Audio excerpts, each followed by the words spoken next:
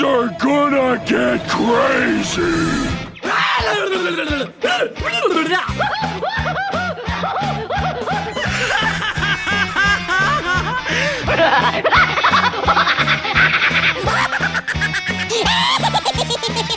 Most everyone's mad here. Hey, what's up, everybody, and welcome back to a new episode of AniMat's Crazy Cartoon Cast.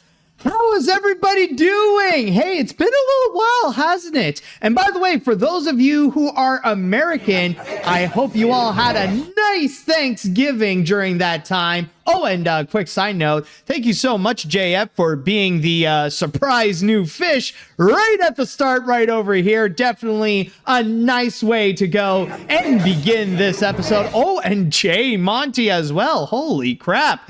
Man, already beginning. I could tell you guys miss me coming in and just being new fishes already. That is just wonderful and definitely a nice way to go and start this. And honestly, a very nice pick-me-up for me, because I'm not gonna lie with you all, I did not have a good morning. My day did not actually start well, because honestly, I had to go and wake up, then I had to have breakfast, do my morning little routine, and then I had to go to the dentist. And I spent a good chunk of time at the dentist. Now, it isn't anything major. I didn't have any teeth problems. It was just my regular checkup, and I was just very reluctant to go. In fact, it's been like a year and a half since I even went to the dentist in the first place, so I just had to go in, make sure my teeth are clean, make sure everything is fine, and yeah, that's pretty much it. But it still sucks for me to go there. I'm not a fan of the dentist.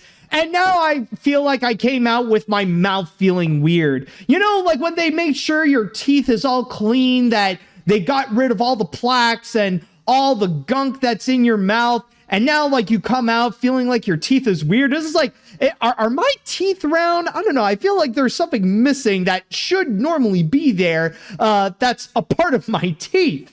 I don't know. Like now with the roundness of my teeth, I feel like I just need an eye patch and then I'll be ready to become Elio. So yeah, honestly, I went through that. I managed to get over with the dentist. But now, thankfully, I am at the better part of the day, and hopefully this will definitely go and turn things around where my day is going to be nice and that we are all here to have a great time, especially with all the major news that I have over here, because we're not just going to go and pick up from what we missed out last time, from not last week, but from the week before, but also some of the latest news that has recently happened in the world of animation and entertainment, including the big one. And you know what I'm talking about when I say the big one. So you better stay tuned for the grand finale when I will get into the big one. So, with all that said now, I would like to pass this down to the chat wall, and now I'd like to ask you all, are you ready for today's episode of AniMat's Crazy Cartoon Cast? Let me hear it, folks. Are you ready? All right, let's see now. Actually, onto the actual screen. It says here that yes, people are prepared. People are ready. That is wonderful to see. All right. So I do notice that now the hype is absolutely on. And now, without further ado, it is now time that we shall go and get things started. And with our first story that I have for you today, let's go and talk a little bit about Zootopia 2, which right now that film is currently the biggest movie in theaters right now. I know some will say that, oh, but there's also Five Nights at Freddy's 2. Well, I mean, yeah, that'll have its 15 minutes of fame, but then like wait a little bit and then suddenly it'll just become quickly irrelevant. But at least one of the major ones is Zootopia 2. And that's already making a major splash, but I'm not going to go and talk about its success just yet. I'm going to save that for later. What I am going to be talking about, though, is going to be another animated movie that is hoping to follow the same footsteps as what we have just seen with Zootopia 2, in which it will feature its own cast of anthropomorphic animals trying to go and do the impossible. So, without further ado, let's go and begin by checking out the trailer for the upcoming Sony Pictures Animation movie, GOAT. Hey, it's Stephen Curry. Find out who the real GOAT is in 3, 2... But it's cool. Stop. Bad toilet. And that is GOAT, to which it is going to be coming out on the big screen. No, this is not another Netflix movie. As I was saying, yes, it'll be coming out in theaters on February 13th of next year. And honestly, as it is a Sony Pictures Animation movie, the first thing that I want to go and point out that I honestly find to be a little bit funny is actually right over here, like this thing, where it says that it's from the artist that made K-pop Demon Hunters and Spider-Man Across the Spider-Verse. Now, I will say, it's definitely great that finally, after like a few decades, Sony Pictures Animation is finally acknowledging its studio and actually using that as a marketing tactic to go and bring audiences in to say, hey, this is the same studio that made these movies that you enjoy. Come and check us out. Now, I know that they have started to do this before, and there have been a few movies, or like even with K-pop Demon Hunters itself, like it did say that it was from the studio that did Spider-Man Across the Spider-Verse. But now, at least with this, now this is starting to become more of a thing that I feel like Sony Animation has just been stupidly late in the game. But I will say, though, I do kind of find it to be very funny of the fact that K-pop Demon Hunters only has this bland font compared to Spider-Man Across the Spider-Verse that actually used the logo of the movie itself. Because you probably remember with K-pop Demon Hunters, it had much more of a stylized logo, like something that reflects a little bit more of what the movie is. And then like you got this right over here, which is just this typical generic, like basic Arial ass font over here. And it just feels like it's just saying from the artist that made K-pop Demon Hunters and Spider-Man Across the Spider-Verse. I don't know. I just feel like it's unintentionally funny of like the contrast that it got over here of like you got the logo of Spider-Man or the logo of Across the Spider-Verse and then just this bland thing. Now, I don't know if it's because Sony is not really allowed to do that, mainly because, or not really allowed to actually use the logo of K-pop Demon Hunters because it belongs to Netflix. I don't know what would be the specific details as to why they wouldn't use the logo of it. Honestly, I just find it to be so funny. Like at this point, you might as well just write down that this is the studio that did K-pop Demon Hunters and have it be all in Comic Sans. But anyways, I'm just honestly making a joke here. This has nothing to do with GOAT. I just thought it would be a funny little thing to go and point out. And honestly, when it comes to the actual trailer itself, honestly, oops, hold on. Don't want the noise to go and fully distract us here, or at least don't let it drown out my voice. But yeah, honestly, when I look at this trailer here of GOAT, I don't know. Like, there's just something about it that it doesn't necessarily really sold me the idea that I really want to go and watch this movie. Especially when this feels like the kind of trailer in which it kind of tells us a little bit too much about the movie itself. Like, this is the kind where it really just straight up summarized the entire movie for us, where it starts out as this kid who was really inspired by this basketball game where he wants to be a basketball player, and then suddenly he got his dream come true, where he joins the dream sports team that he always wanted to be with. And then it would be up to him to go and actually give that team their first win in such a long time. Like, obviously, this is the kind of trailer that really does spell out what this movie is going to be, introducing us to all the characters that are featured in there. Like, basically, the big difference between the trailer and the movie itself is that the movie is just going to be so much longer. Now, this isn't necessarily a criticism onto the feature itself. I think this is a lot more of a criticism onto the trailer, where it gives us a bit too much of the actual movie, especially in terms of the plot, to the point where I don't know if I feel like I need to go and watch the movie anymore, because I kind of already did in that 2 minutes of the trailer that they have presented. But when it comes to the actual movie, when it comes to the thing that they want to go and present, what they want to go and sell to us. Now, one thing that I will go and immediately say, and I might as well go and address this, considering that since this movie is freshly released, let's talk about the comparisons to Zootopia, because I think at this point, it's pretty much inevitable that people are going to be looking at this and they will think of Zootopia and will make those comparisons, rather it be with the first movie or maybe even with a little bit of the second movie as well. And I'm just going to go and state this right now that honestly, I will fully support this movie, even though it does have that concept of having this world filled with anthropomorphic animals, and the animals themselves, well, they'll still have a bit of their traits of the species that they represent.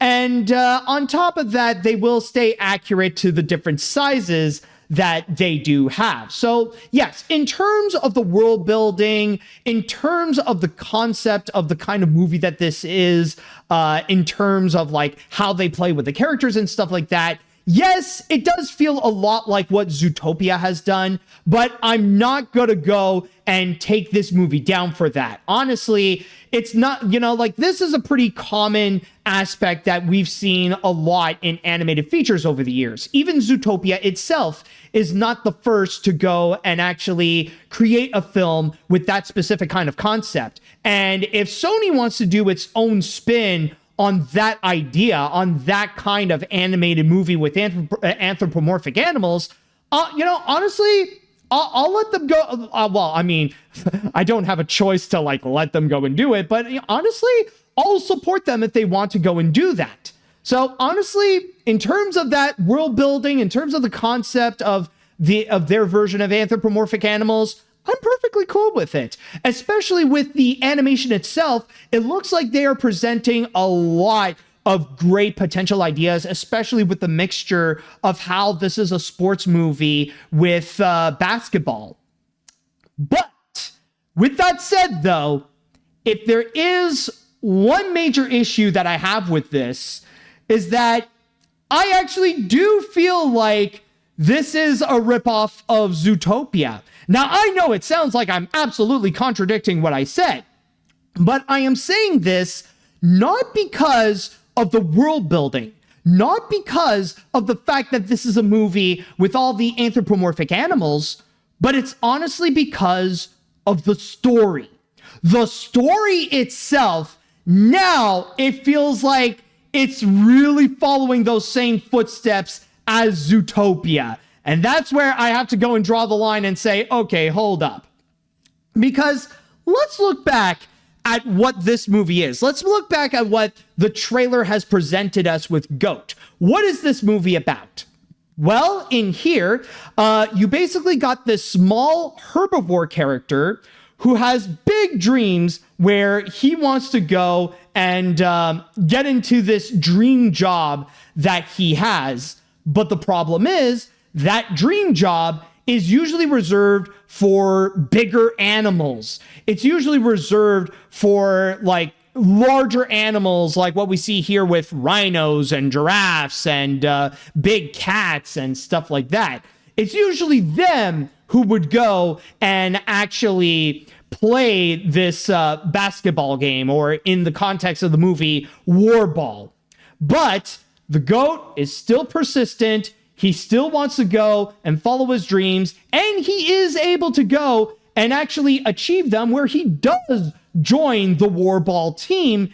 And it's up to him to go and ultimately save the day. Not just to go and prove that a small animal like him can be a big player in the team, but also to be like a big game changer, to go and like ultimately save the day in all this. And in that regards, that feels way too much like the first Zootopia, with Judy Hopps' plot of wanting to be a part of the ZPD. Like, that's the big difference between GOAT and Zootopia.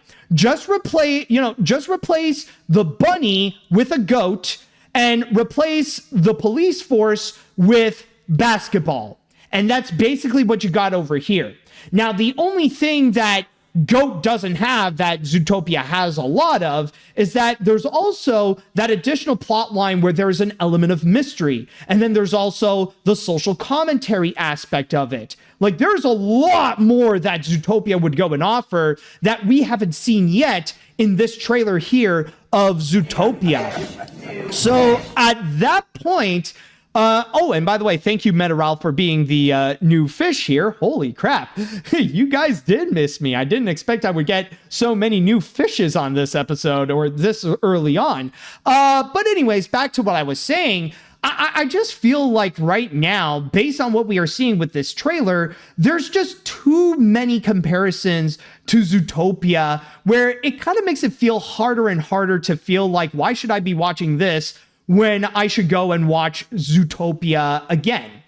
And honestly, I will say now, like, this is not to go and slam GOAT immediately. I do hope that the film can prove me wrong, and I do hope that there is more to GOAT than what they are presenting us in this trailer. But so far, I mean, yeah, like, maybe some of the animation does look pretty cool, even though a lot of it is starting to become a bit repetitive and the same things that we have been seeing again and again with like Spider-Verse and K-pop Demon Hunters. I don't know, like, this style of animation is starting to become a little bit stale at this point, where it's like, okay, like the wow factor of it is starting to lose its flavor at this point. It's not bad. It does look nice, but it's not as original as it used to be.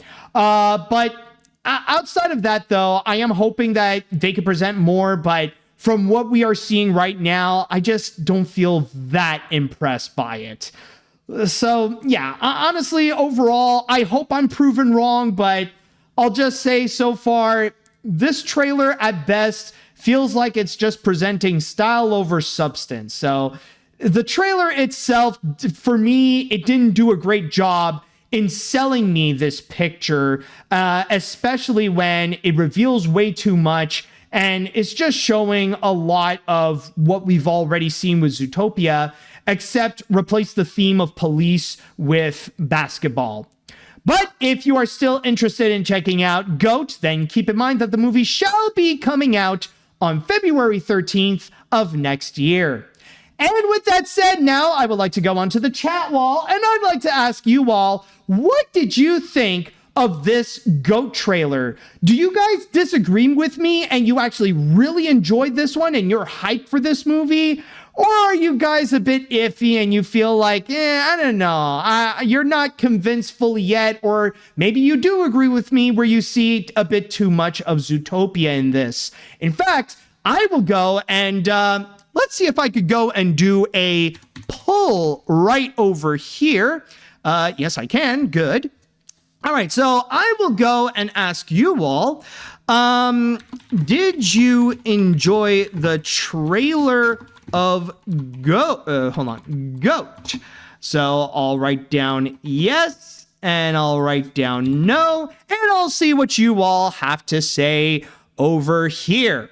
All right, so let's see what the chat wall will have to say. Here, let me just put the fridge. There we go. Ding dang wires. All right. So, as it states, let's see which one to start with. Okay. The font they use for K-pop Demon Hunters for the marketing is kind of funny to me as well. Definitely they did this for legal reasons. I'm surprised they didn't write this in crayon. Graphic design is my passion vibes is hitting me with this. But yeah, hearing the comparison to Zootopia is unavoidable, to be fair. Sing did the same thing back in 2016. What matters is the premise and the execution, and GOAT looks okay so far.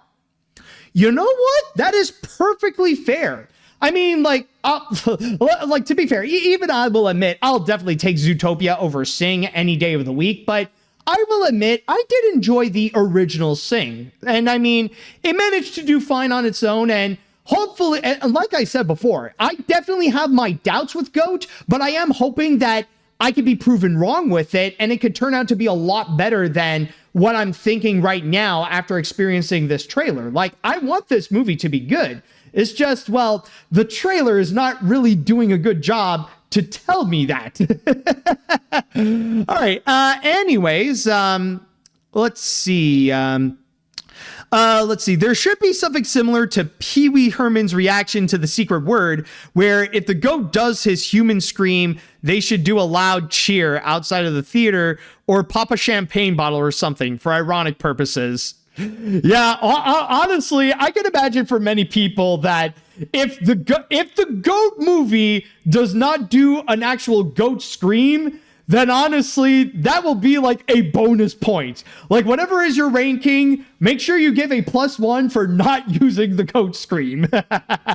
Okay, anyways, let's see here. I wasn't 100% on this after the first trailer, but after this, I'm a little more sold. The story, while still pretty familiar, isn't giving off the vibes that I was getting from the teaser, like how I was worried Jet Fillmore would be a twist villain, and the animation is still fire. I wouldn't expect it to be as good as K-pop Demon Hunters or hell, even Zootopia 2, but it'll still be a fun watch. Also, I'm just realizing the Thorns have a major unfair advantage if one of the team is a giraffe. Actually, you know, the funny thing is, considering that in the plot of the trailer, they're explaining that they've been losing again and again. If they've been losing and they still have a giraffe in the team, then that's when you know there's something extremely wrong with that particular team right there. So yeah, don't think that having a giraffe is cheating, because apparently the Thorns have been sucking at that point in the film. Oh, and I got results of the trailer here, and amazingly enough, it looks like most of you who have actually voted no, in which 61% of you who have voted stated that no, you were not impressed or you did not enjoy the trailer, while 39% of you have actually voted yes. Very interesting results, may I say. All right, let's see here. Yeah, I'm not impressed. This really seems like a really cliche by-the-numbers sports movie, just with Zootopia-looking characters within the Into the Spider-Verse art style. At least K-pop Demon Hunters took creative risks. This movie just looks like it has nothing new to offer. Why should I watch this basketball film instead of Space Jam or Air Bud or like Mike? I want to be wrong, but this movie just looks like it's going to be style over substance, and the style is no longer substantial. All right, that is definitely fair. I definitely do understand how you feel. I mean, some of it is kind of like the same with me. Let's see. This trailer honestly didn't fully sell me. While I'll admit that the animation looks very impressive and maybe the basketball parts will be fun to watch, this movie does feel like a combination of Zootopia and Space Jam, and the story itself seems very cliche and the humor really didn't impress me. So overall, I'm not really that sold on this. Also, I will say it's nice to have a Sony Pictures Animation movie in theaters again after several of them went straight to streaming. Yeah, I mean, if nothing else, at least Sony is trying to put out an animated film on the big screen, or specifically Sony Pictures Animation is putting out a movie on the big screen. I mean, you know, the sad reality is that I believe this is only the second movie from Sony Pictures Animation that they're bringing out on the big screen, and the other one being Spider-Man Across the Spider-Verse. The rest, however, they've just all went on to Netflix.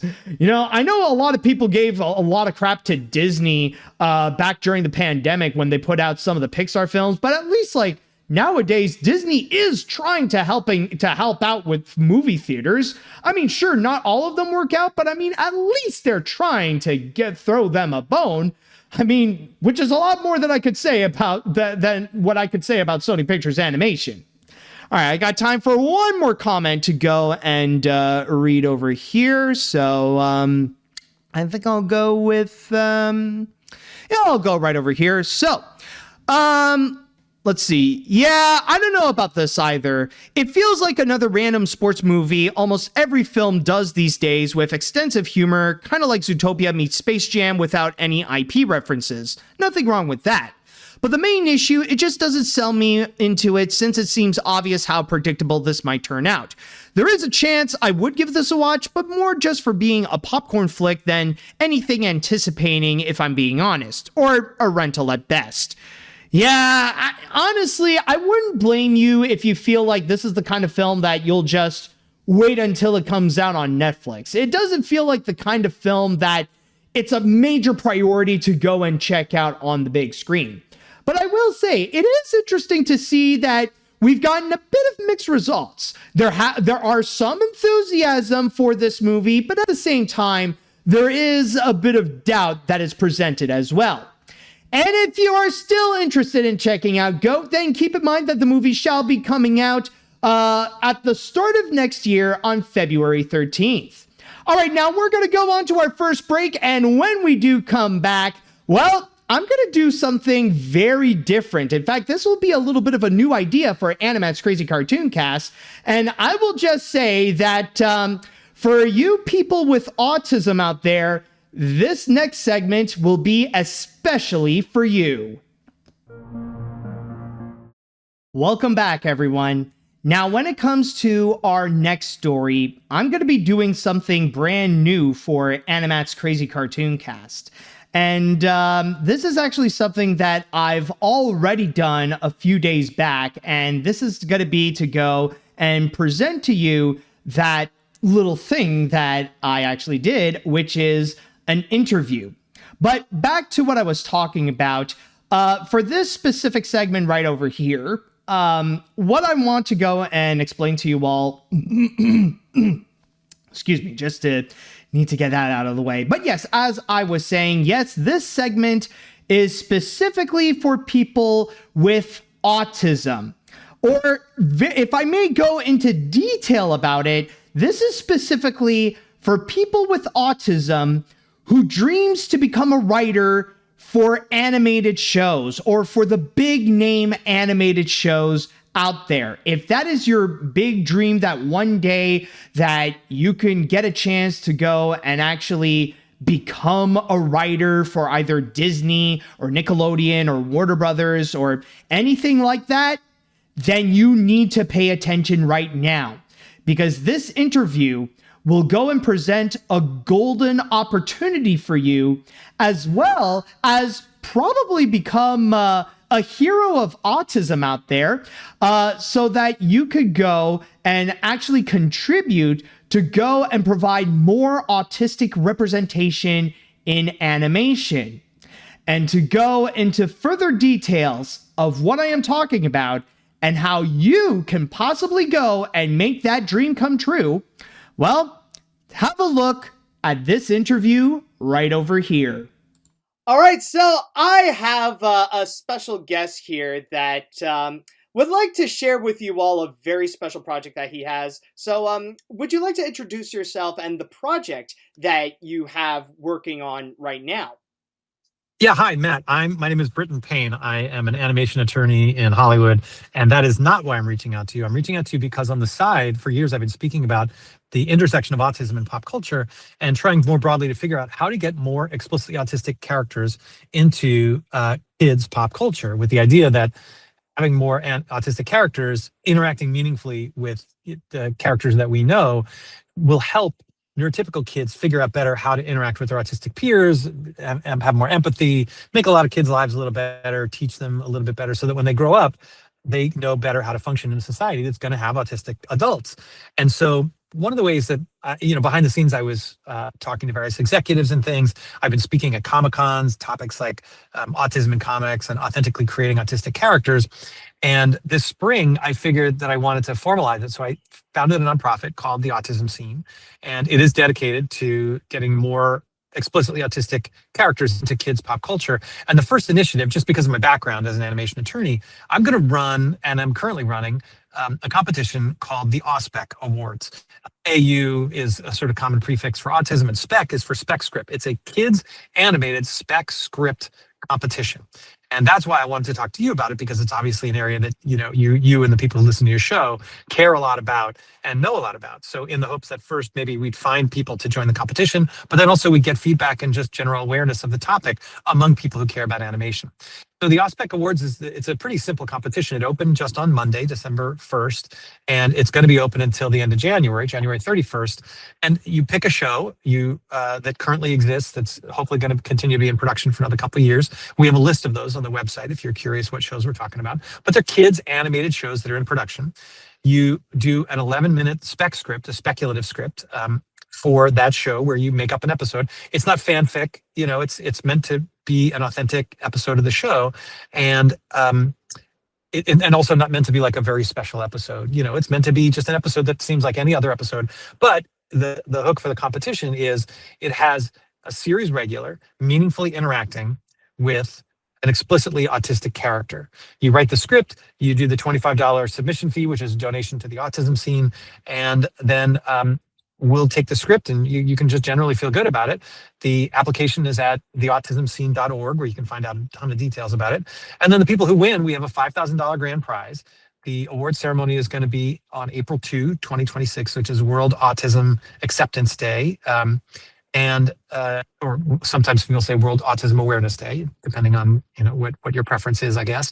And then the 15 category winners, best sci-fi script and funniest script and best use of a non-speaking character, will all win meaningful meetings with managers and executives and showrunners and people who work in the animation writing space, with the idea that these are people who staff writers' rooms. These are people who get work for people who write for animation. So that if you are somebody who's never written for animation before, this is a reasonable enough way to break in. And if you're a person who's already writing animation, which is, I hope, a lot of the people who join the competition, it's a way to level up your career, where you can get a meeting with somebody that you otherwise might not have met. You can put on your resume that you're a category winner, that you won an award as a writer, which gives you a little bit of an advantage that you wouldn't have otherwise had if you didn't have that award. And then, of course, we have the award ceremony on April 2. It's currently scheduled to be at the Nickelodeon Animation Studios Hillenburg Theater, named after the guy who created SpongeBob.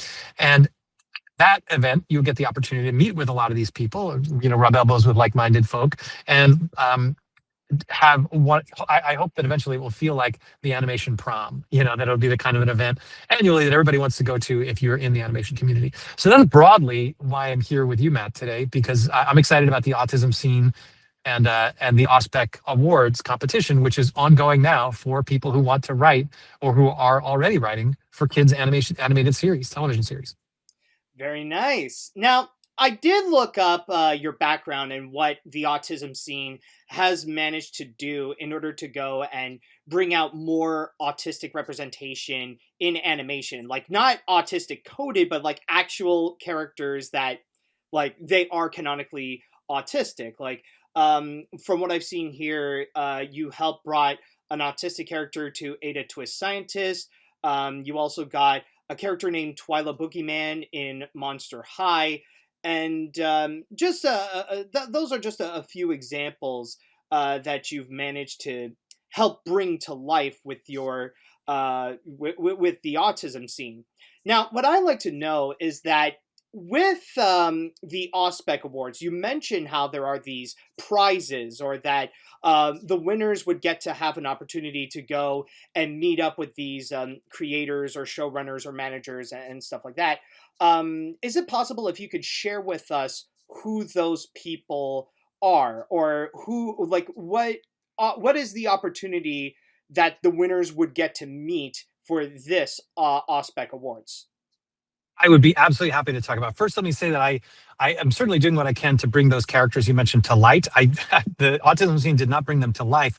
We're just kind of gathering up the information of those. We know some of the people who helped create them, who are now part of the Autism Scene. But those characters, Nason from Aided to a Scientist, Twyla Boogeyman from Monster High, not dozens of others, but about a dozen other, Carl the Collector itself. Those are shows that people who, those people have like worked really hard to figure out how to get those characters to screen.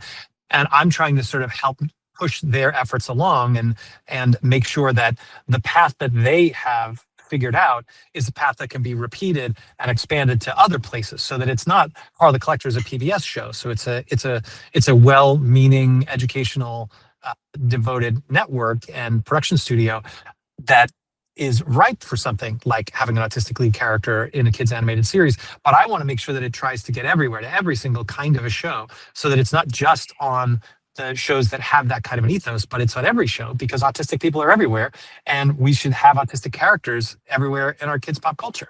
Now, as far as the specific awards, the people who are going to be some of the prizes, we have showrunners for television shows like Lego Friends, Frog and Toad, Hello Kitty, which has a longer Hello Kitty name, Transformers Earthspark, Zombies, the reanimated series was one. Starfire, which is an upcoming show from Warner Brothers Animation. I don't know too much about it other than it exists, and I know who the showrunner is. Monster High, Hot Wheels show. And then we have agents and managers from places like Gersh, which is and Verve TLA, and the Gotham Group, which are agencies and managers that rep writers and try and help get them work.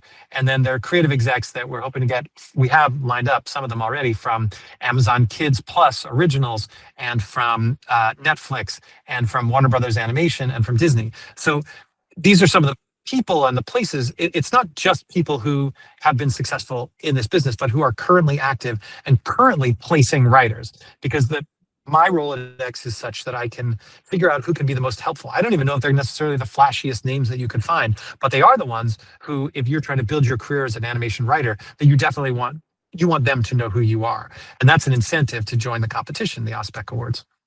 Ah, I see. Okay. No, they're very fascinating. And I mean, it does sound pretty big, but the fact that you could get an opportunity with working like with those prominent names, or at least with the studios like with Nickelodeon or Disney or any of those, they're very interesting, honestly. It's like, and it's a great opportunity. But you've also mentioned that a lot of them are for writers specifically. So in this case, with the AuSPEC Awards, like I know that with many animation fans and autistic animation fans, that they dream in working in animation in many different capacities, rather it be not just with writing, but also with acting or animating, or even become a show creator themselves.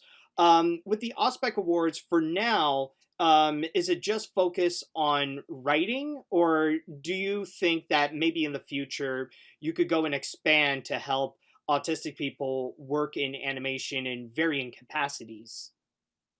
So the answer to your question is yes and yes. The AuSPEC Awards right now is just focused on animation writers, and it's even specifically focused on television animation writers. This is our first big initiative, so we're trying to make sure we don't bite off more than we can chew.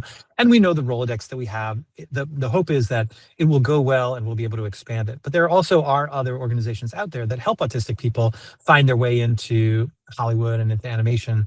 Autism Entertainment is a really good one that I've done a lot of work with. There's also Exceptional Minds, which is both a school and a studio that's designed to help autistic young adults find their way into animation in any number of different kinds of roles.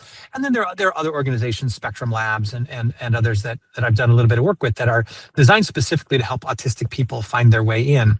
The AuSPEC Awards and the Autism Scene is really about trying to change the hearts and minds of neurotypical people as they think about autism and as they interact with autistic people. So, for example, like if these scripts, let's say that this ends up working the way in my perfect dream, which is that every show ends up having at least one explicitly autistic character per season on each show. Well, the way Hollywood works right now, if you are doing that, you're going to need an autistic person somewhere on the show. And if you don't have an autistic person in the writer's room, which I think is fine because you need non-autistic writers want to write autistic characters. But you also need to do certain things like have an autism consultant. So autism consultants, which we list on our website, a couple of them that we know of, are autistic people who have sort of made it their profession to advise studios and animators in this case, but any kind of creators, theatrical creators and music creators. If they're going to have an autistic character, they're going to want to make sure that they have an authentic representation. And that's what an autism consultant does. So a studio would engage a person who is, in my experience, the autism consultants have been autistic. And I believe that's pretty standard, to do either an authenticity pass on a script or to advise generally on the set to make sure that that the environment is conducive to getting the best performance possible out of an autistic performer.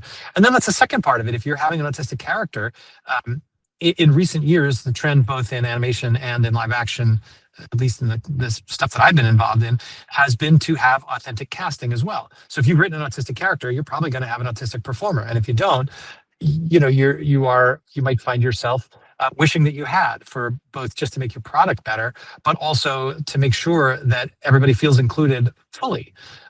So even the things that the AuSPEC Awards is doing, even though it's not specifically targeted to autistic writers in this case, it will have the carry-on effect, I think, and I certainly hope, of creating jobs for autistic people who want to get involved in Hollywood, and also to sort of just normalize the idea that the word autism might get said out loud and make it feel less risky and more normal and more standard to hire autistic people, because you've seen and heard the word autism floating around Hollywood because of things like the AuSPEC Awards and because of things like the Boogeyman in Monster High and some of the other characters that we've seen. So it is both. It's both of those things. And then, of course, in the future, like, look, if the Autism Scene becomes enormously successful, it would be thrilling to be able to set something up that helps, especially young autistic performers, get involved in Hollywood productions. Nah, I completely understand it. It definitely is a noble cause, like just to help get people, or help get more people familiar with autism. And speaking of which, there is one thing that I'm curious about in terms of your opinion, and that is in regards to how things are right now, because slowly but surely we are starting to see some representation of autism in animated shows and in animated projects. You certainly have helped out with what you have mentioned before with Ada Twist Scientist and Monster High, but then there are other shows and other animated projects that did have autistic characters, rather it be She-Ra the Princess of Power, or you also got Dead End Paranormal Park, or even Pixar helped out with an animated short called Loop. I'm just wondering, in your opinion, how do you feel about the current status of autistic representation, or representation of autistic characters in animation? Yeah, so the short answer is not enough, right? I believe that, first of all, I'm by trade, I'm a lawyer. Like, everybody feels like they're a little bit creative, but I recognize that I am not professionally creative. And so I hope that with creating something like the AuSPEC Awards, I'm opening a door and making elbow room for people who are creative to try something new, create an autistic character and see what happens. Because I think that it is by having a volume of creative people experimenting with this and trying this and kind of making it part of their normal palette of colors that they can paint with, in their scripts, if I can mix my metaphors, that we will find the better representations. We'll find the things that ring truer and more authentic and that are worthwhile, or that are just part of normal life. Not every autistic person needs a very special episode, to show that autistic people are everywhere. It can be pretty normal. It's normal in real life, so why shouldn't it be relatively normal in your animated scripts? If it's a comedy script, it should be funny. If it's a spooky script, it should be spooky. And autistic characters can live in any number of different genres. As far as the current representation of autism in kids pop culture, I feel like I'm not really the one to say, right? Because I'm not autistic. My son's autistic, and I know plenty of autistic people, and I think that their opinions on the representations of autistic characters in pop culture is more valuable than mine. Mine is to sort of make room for them to have those opinions and express those opinions, and hopefully do it in a way that is constructive, so that the things that feel progressive now, simply including an autistic character right now, would feel pretty progressive, because as many of the examples that we've seen on Thomas the Tank and Sesame Street, and throughout the comic books that I've been talking about, it's still an extraordinarily small representation relative to the actual autistic community in the real world. So just getting more out there is a good first step. And then maybe some amount of time from now, we'll look back and we say, okay, well, this representation was pretty good and that one was, could have been better. And then hopefully people will repair them and continue to push forward until it feels like the representation of other affinity groups that had their similar movements 50 years ago. 50 years ago when Sammy Davis Jr. appeared on stage with Frank Sinatra and the Rat Pack, it was really progressive. Just the idea that this black man was presented as a peer to white men in front of audiences that weren't sure that that was an appropriate thing to have happen. And Frank Sinatra and those guys put their stamp on it and said, yes, this is appropriate. And that pushed things forward. Now, if you read the scripts of what they said to each other now, you would feel terrible. You would think this is a terrible, terrible treatment of this man and really inappropriate.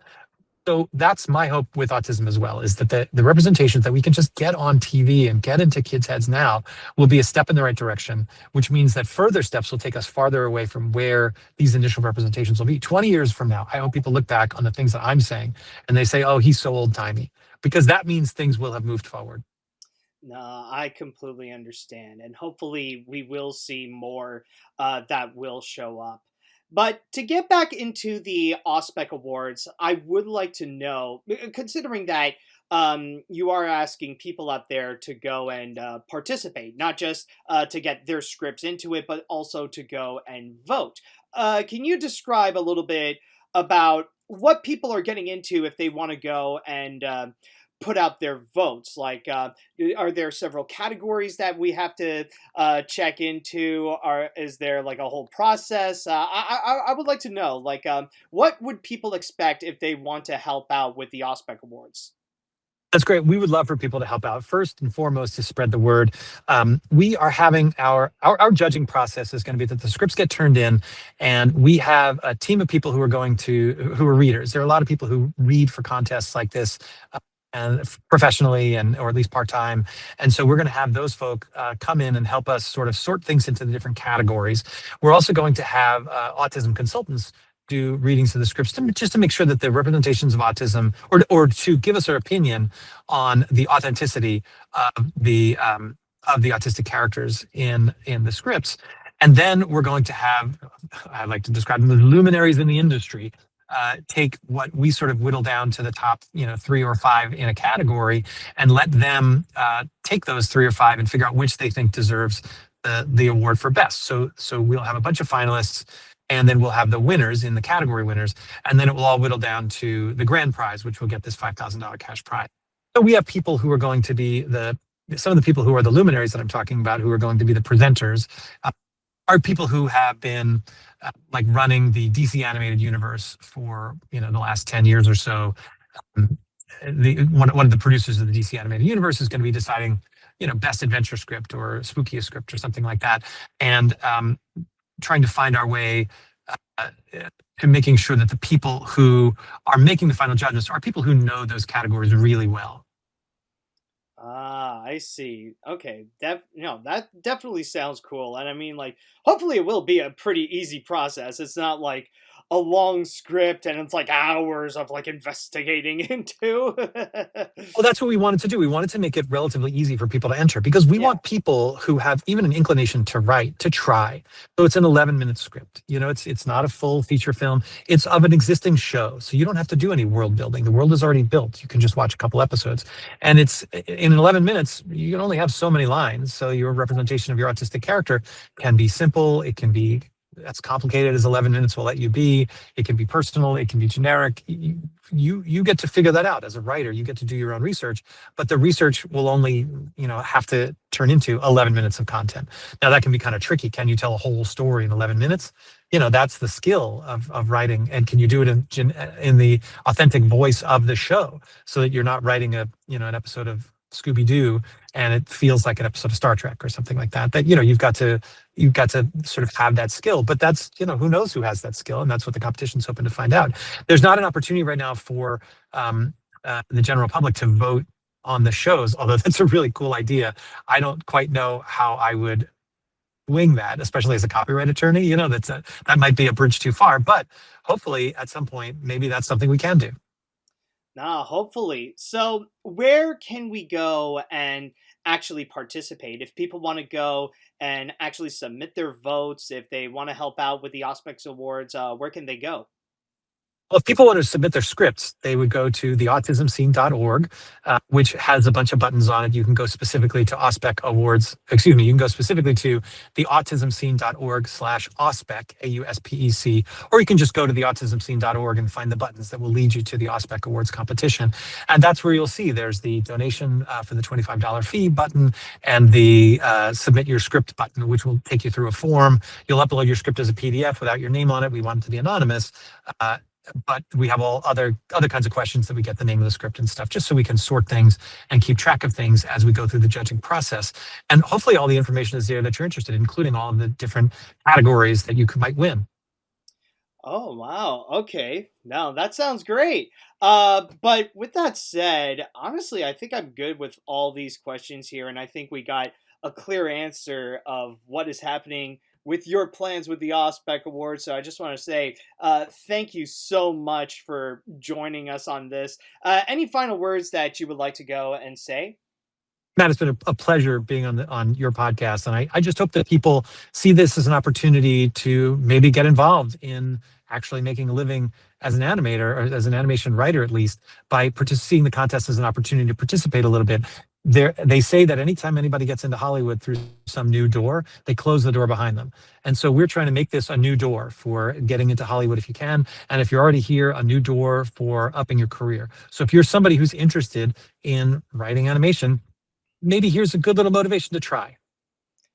No, definitely great. So once again, if you would like to go and participate in the AuSPEC Awards, don't forget, just like what Britton said, all you have to do is go to the autismscene.org/AuSPEC. And with all that said, let's go back to live Matt, back onto AniMat's Crazy Cartoon Cast. All right. Thank you, Recorded Matt.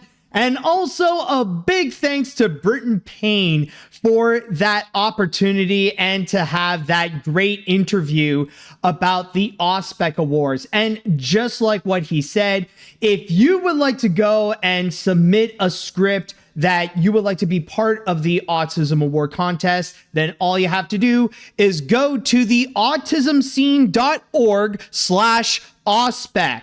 Now, at this point, if any of you have any additional questions that you would like to know regarding what we have talked about in regards to the autism scene, the AuSPEC Awards, or autism representation in animation, feel free to go and write it down if you have anything that you would like to go and ask. If there's anything, then please let me know. If not, we could go on to our next break and talk about the next story, since we don't actually have a whole lot of time left until the next break does show up. But I will say, I do see that a lot of you really do appreciate it, that you guys have very much enjoyed that interview. Honestly, I would be down to do more of these, actually, to have like these recorded segments and do like these interviews, talking about like these special events, or, talking about whatever, new project that may be coming out. I think I might open this opportunity to do this with AniMat's Crazy Cartoon Cast, to do like these recorded segments to go and present to you all. And I'm glad that all of you are enjoying this also. So that's very nice. But I do see, however, that nobody seems to have any questions so far. So I believe at this point we could go and take our next break right now. So now that we've had that entire discussion out of the way, we will be right back. And when I return, well, we shall be returning to the animated world of anthropomorphic animals. But instead of looking into Sony's world with Goat, we are going to be looking into Disney's world with Zootopia, and how the sequel really got big. So stay tuned for that. Oh, already. Holy crap. I lost the track of time right there. But anyways, yes, we are back, everybody. And now that we have returned, let us go and have a discussion about Zootopia, specifically with Zootopia 2. And no, this is not to go and transition onto something different like GOAT. We are specifically going to be discussing about Zootopia 2 and how right now it is one of the biggest movies in theaters and was undeniably the biggest movie during American Thanksgiving. It was almost similar to a case of what happened last year when Moana 2 hit theaters, and say what you will about the movie, but at the box office, oh boy, was that film massive. And the same story can be said about Zootopia 2. It was so big, in fact, that it was able to go and break several records on its 5-day opening American Thanksgiving weekend. And on my source here on Deadline, it actually provided a major list of the different awards that it managed to break with its big opening weekend alone. So I'm going to go and read you here, and I'll start things off by reading the ones that are considered the global results of its opening weekend, in which the first major thing that it got is that it managed to break the record of the highest global animated opening of all time at $559.5 million. And that's just on its 5-day opening weekend alone. And it was even able to go and beat Noja 2 for that record, which even means that this is also the highest global debut of 2025, in which it beat out Noja 2 for that. At the same time, it also managed to get the record of the 4th highest global opening of all time, like not just for animated films, but for movies in general, in which the movies that managed to beat out Zootopia 2 include Avengers Endgame, Avengers Infinity War, and Spider-Man No Way Home. This also managed to go and have the biggest global opening ever for an animated sequel, in which it managed to go and beat out Moana 2. And then this is then followed by the highest global opening ever for Walt Disney Animation Studios, again beating out Moana 2, and also the highest global opening for any of Disney's animated features. So even for Disney in general, this is a major record breaker. On top of that, this is also the highest global sequel opening of 2025 since 2021, with the previous one being Spider-Man No Way Home. The biggest opening weekend increase from original to sequel for any animated franchise. So if we compare that to the opening of the first Zootopia, Zootopia 2 managed to go and make that, but 239% better. And on top of that, on its opening weekend during American Thanksgiving, it became the #1 movie domestically, internationally, and globally. And even if you just look into the domestic results, which on its 5-day opening weekend, it made $158 million or $98.8 million on its 3 days. But it is reported that it's actually a little bit more. I believe it did exceed $100 million on its 3-day weekend. From there, there's actually a lot of that in a lot of these records in which it only became the second highest, like the second best behind Moana 2, which includes the second highest Thanksgiving Day of all time, the second highest Thanksgiving opening ever for both 3 days and 5 days, the second highest Black Friday of all time, the second highest domestic Wednesday before Thanksgiving of all time, the second highest preview gross for a Walt Disney Animation Studios sequel, which means that they mean specifically when Zootopia Zootopia 2 was in theaters on the Tuesday before its release date. The third highest 3-day domestic openings in Walt Disney Animation, the third highest 3-day domestic opening in Walt Disney Animation Studios history, behind both Moana 2 and Frozen 2. And now it says that Disney holds 9 of the top 10 Thanksgiving opening weekends of all time, and that Disney holds the top 8 Thanksgiving opening weekends. And this is not even to count any of the international records that it got, like in China, and even the international ones where it started off with $401.5 million, and even becoming the biggest opening from the studio in several countries like Hong Kong, Poland, Hungary, Vietnam, Kazakhstan, Turkey, Ukraine, and several others. So as you can imagine, they really broke a lot of records. And by the way, considering that this was back during American Thanksgiving Day weekend, you will notice that the numbers have changed a lot. Like, yeah, it got a big opening, but now its numbers are even bigger.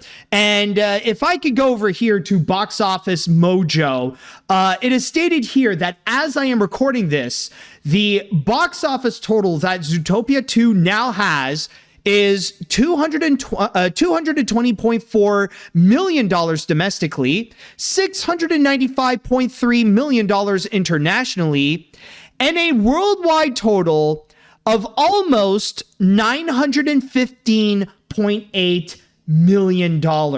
And keep in mind, as I'm recording this, it's been almost 2 weeks since Zootopia 2 was released in theaters. Already about 2 weeks, and it's just very close to making over $1 billion at the box office. In fact, like, even if you go and compare to like the records of this year, like, you can already tell, like, in the worldwide box office, Zootopia 2 is already climbing up, where right now it's at number 4, where very soon it will be able to beat out a Minecraft movie and the Lilo and Stitch remake.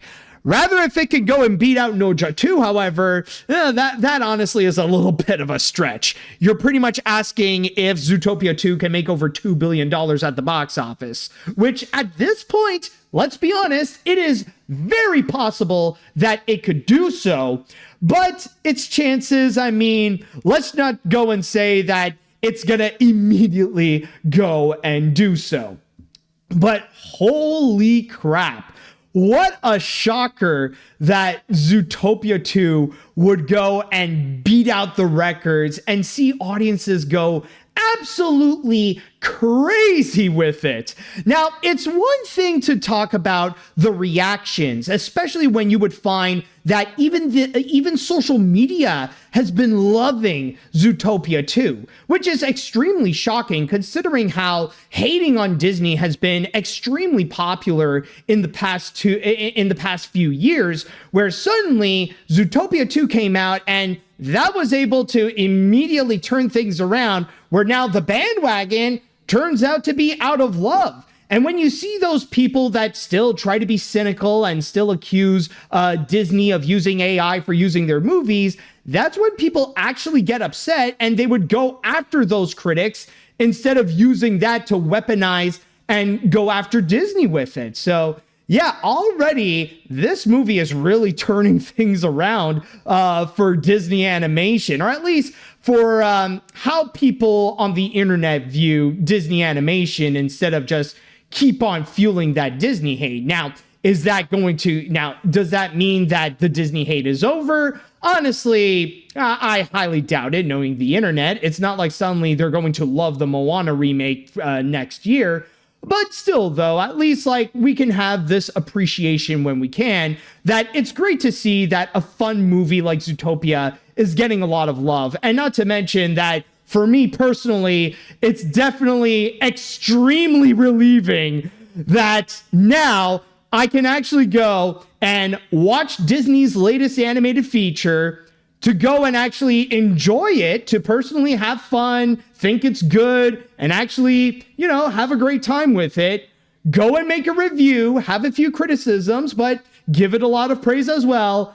Give it a ranking of 8 out of 10, post it on the internet, and this time, nobody got mad at me. Nobody is pissed off that I was positive towards Disney and gave it an 8 out of 10. Finally, people aren't going to freaking call me a Disney shill for this one. No, but in all seriousness, though, I'm really glad. I really had a great time with Zootopia 2, and I'm glad to see the success that it is having so far. And honestly, it is shocking to see that it has been getting this amount of success, especially at the box office. But one major thing to go and keep in mind is that a significant part of it is how it is beloved all around the world. I mean, like the box office results that we are seeing domestically, it's, as you've seen, like with the comparison of the records and stuff like that, it's almost about the same as what happened last year with Moana 2, but it's really internationally where it really got a lot of love. And if there is one country that really gave this movie a lot of praise, or that is really giving a significant amount of love, that I would even dare say is the biggest factor as to why the worldwide box office is so big as we are seeing here, it is China. In fact, I'll even say that China's numbers that it's giving to Zootopia 2 is even bigger than the domestic box office.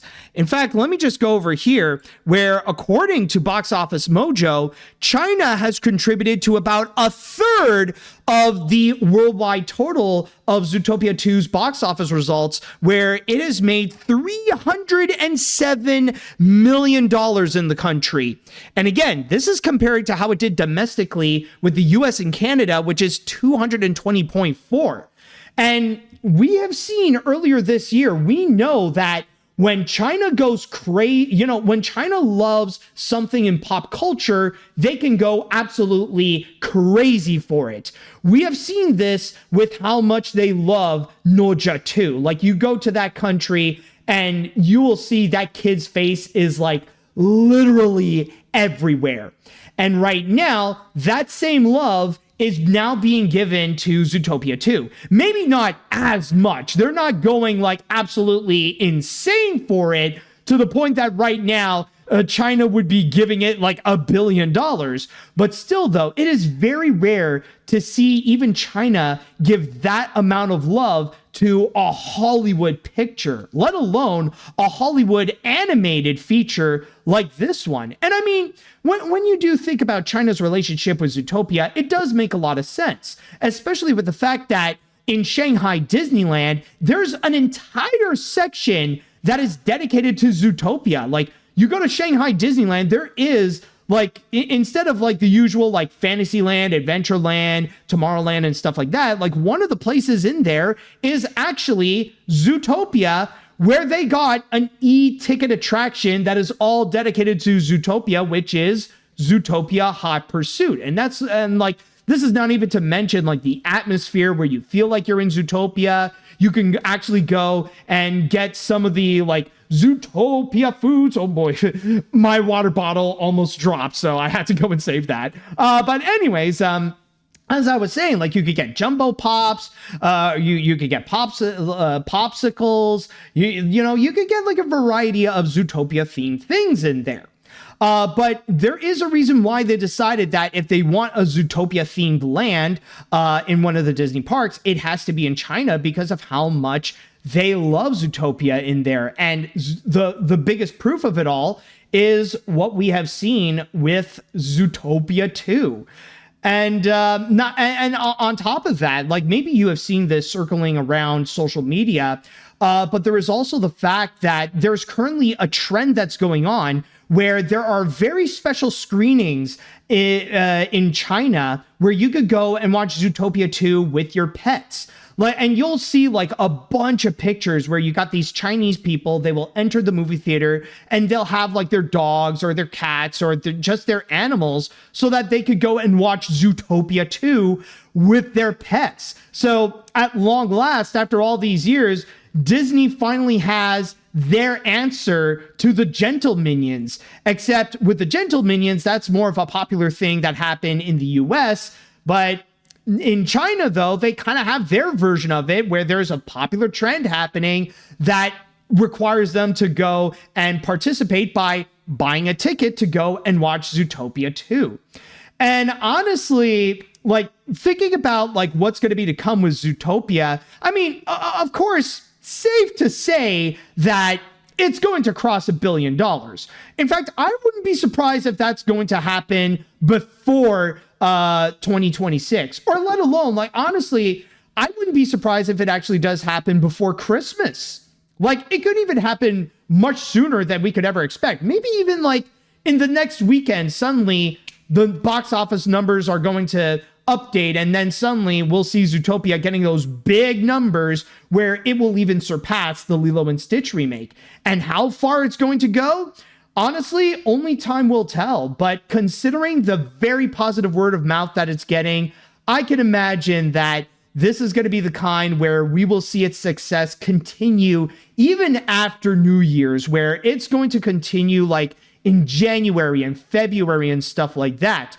And I don't know if I could say that it would be able to go and break Noja 2's record, but I feel like there could be a possibility where maybe it could even get close or maybe even surpass Inside Out 2's numbers. And Inside Out 2 did extremely well, where it did like 1.7 billion. And I mean, at the pace that Zootopia 2 is going right now, I can imagine that it'll still be going strong. I think it could still continue to do extremely well, even when Avatar Fire and Ash is going to be released in theaters, and even like moving forward, like in January and February and stuff like that, it will still be like a pretty strong contender where some people will still want to go and watch Zootopia 2.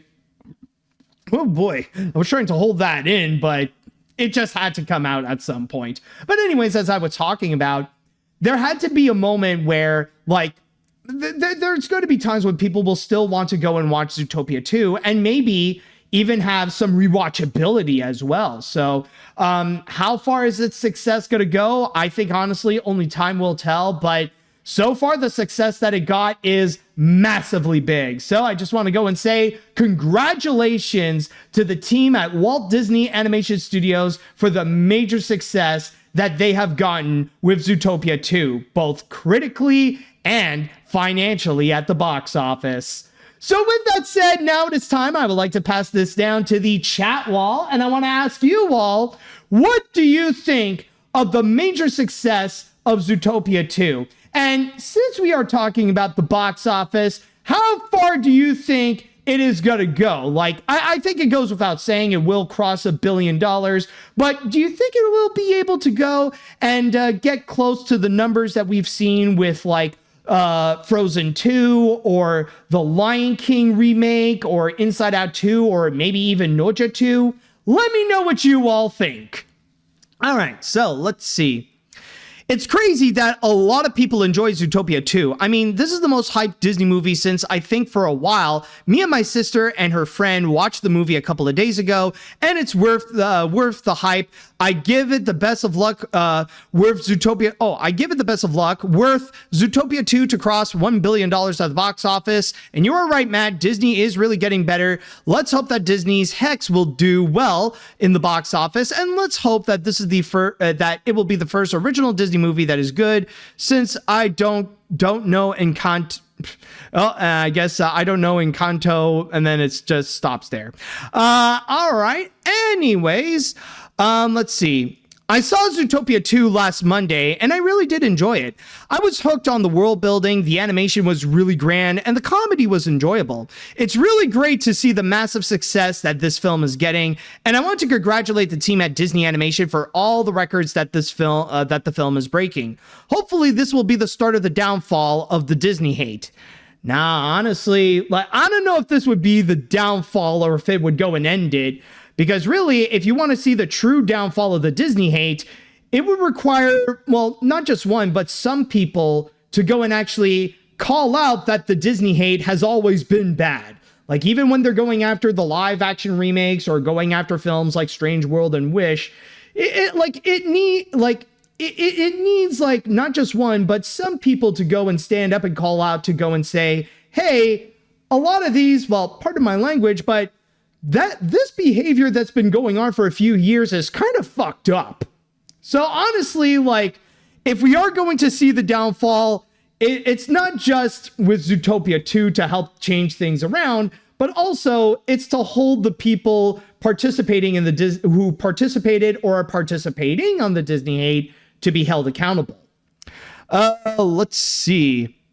What else do we have here? Walt Disney has made bank at the box office yet again and is set to take down Noja 2. You'll love to see it. Well, I mean, no confirmation onto that. Let's see. Glad that Disney is going to own the 2025 box office, and the highest grossing movie of the year isn't going to be another terrible live action remake. Sadly, this means Hex is under even more pressure to perform well, but here and now, this is great news for Disney. Zootopia 2 might end up right behind Avengers Endgame at the all-time box office charts. Boy, I mean, I really enjoyed Zootopia, but that's a major ask right there. That's I don't know about you guys, but I feel that's a bit of an exaggeration.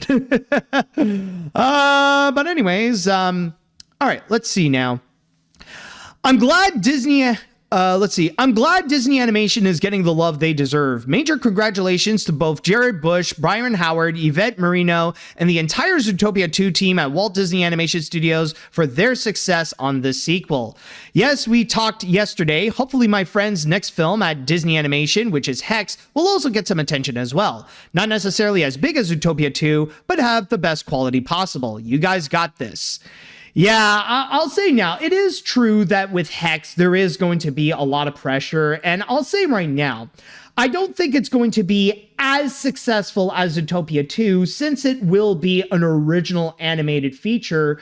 But in terms of how the quality will be or how the movie itself is going to be, honestly, same with me. I do really wish the team at Disney working on that film the best of luck on that.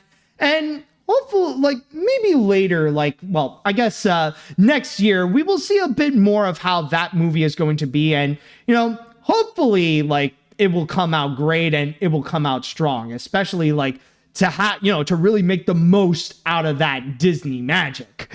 Let's see what else we got here. I saw the movie on Black Friday with my sister, and we both loved it, considering it is almost on par with the original, and these records are deserved. Between the positive word of mouth, the love for the original, and how China played a big part in that, and this is definitely a big win for Disney Animation, especially with it being close to crossing over $1 billion. Also, this is a big win for movie theaters, not just with Zootopia 2, but also with Wicked for Good, FNAF 2, and coming soon, Avatar: Fire and Ash. Oh yeah, like this is a great time for movie theaters. Like right now with like all that combination and that, you know, more big movies are going to be coming up, and not to mention with award season that's going to be happening, which will bring in some interest in checking out those features like Hamnet, and maybe we will see some more re-releases like for those like considerations, like either with Sinners or One Battle After Another. I'll be talking about those a little bit later. But honestly, yeah, it's been a fantastic time for movie theaters, and it's great to see how they're thriving again, especially with like the long list of like big name movies that people want to see in theaters.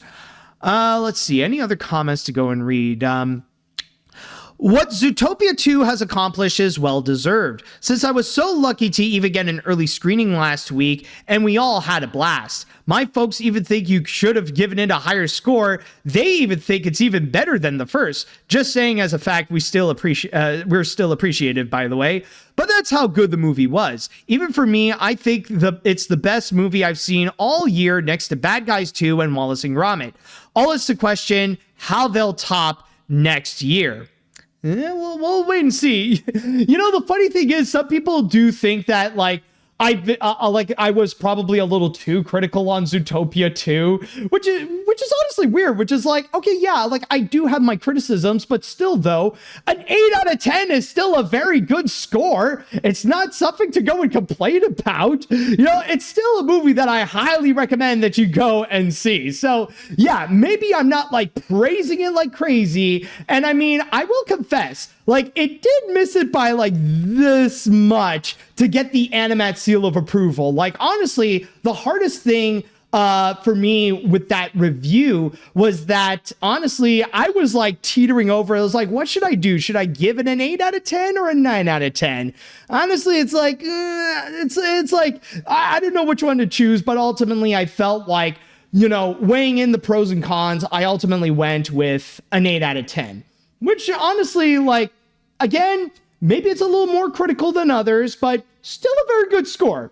Like, it still means that I enjoyed the movie, okay? Again, I just don't want to get more crap for giving a new Disney animated movie an 8 out of 10. That's all I ask. Okay, I think I'll read one more comment and then we're going to go and move on to our next break and our next story. Let's see. Anybody else that I didn't read yet? Just to be sure. Let's see now. Okay.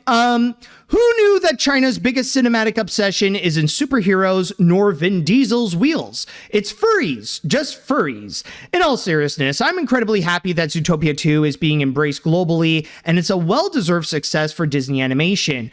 I personally adored the sequel, and that alone has given me big confidence in Jerry Bush's new creative leadership. And I mean, honestly, and you know what? Come to think of it, like considering that it is from Jared Bush, like it is a great example of how he will go and not just be like a filmmaker. We've seen plenty of examples of that, but also how he will be as the new chief creative officer at Walt Disney Animation Studios, since Jennifer Lee stepped down in order to give a lot more focus onto Frozen 3 and 4. And since Jared Bush has been credited as one of the directors of Zootopia 2, and I believe he was also the screenwriter, you could go and correct me if I'm wrong on that, but still though, like you could tell that Jared Bush definitely has what it takes creatively to go and lead an entire studio that way so that he can make sure to apply that touch onto the next films to come. And yes, okay, apparently, yeah, it's okay. So apparently, yes, Jared Bush was indeed the writer of Zootopia 2. Okay, that's great to know. So yeah, all right. So it's great to see the love that Zootopia 2 is getting. But now, with all that said, it is now time that we are going to go on to our next break. And when we do come back, well, now we're going to go into the more recent news, and we shall be discussing something that's a bit more breaking news and discuss about the big start of award season. So stay tuned for that. Welcome back, everyone. Well, if you go and check your calendars, you may notice that, well, yes, the holidays are going to be coming very soon, but also we are at the end of this year and there will be a new one that shall be right around the corner. And when that happens, you know what that means in terms of movies and entertainment, right? Yes, award season is also about to come.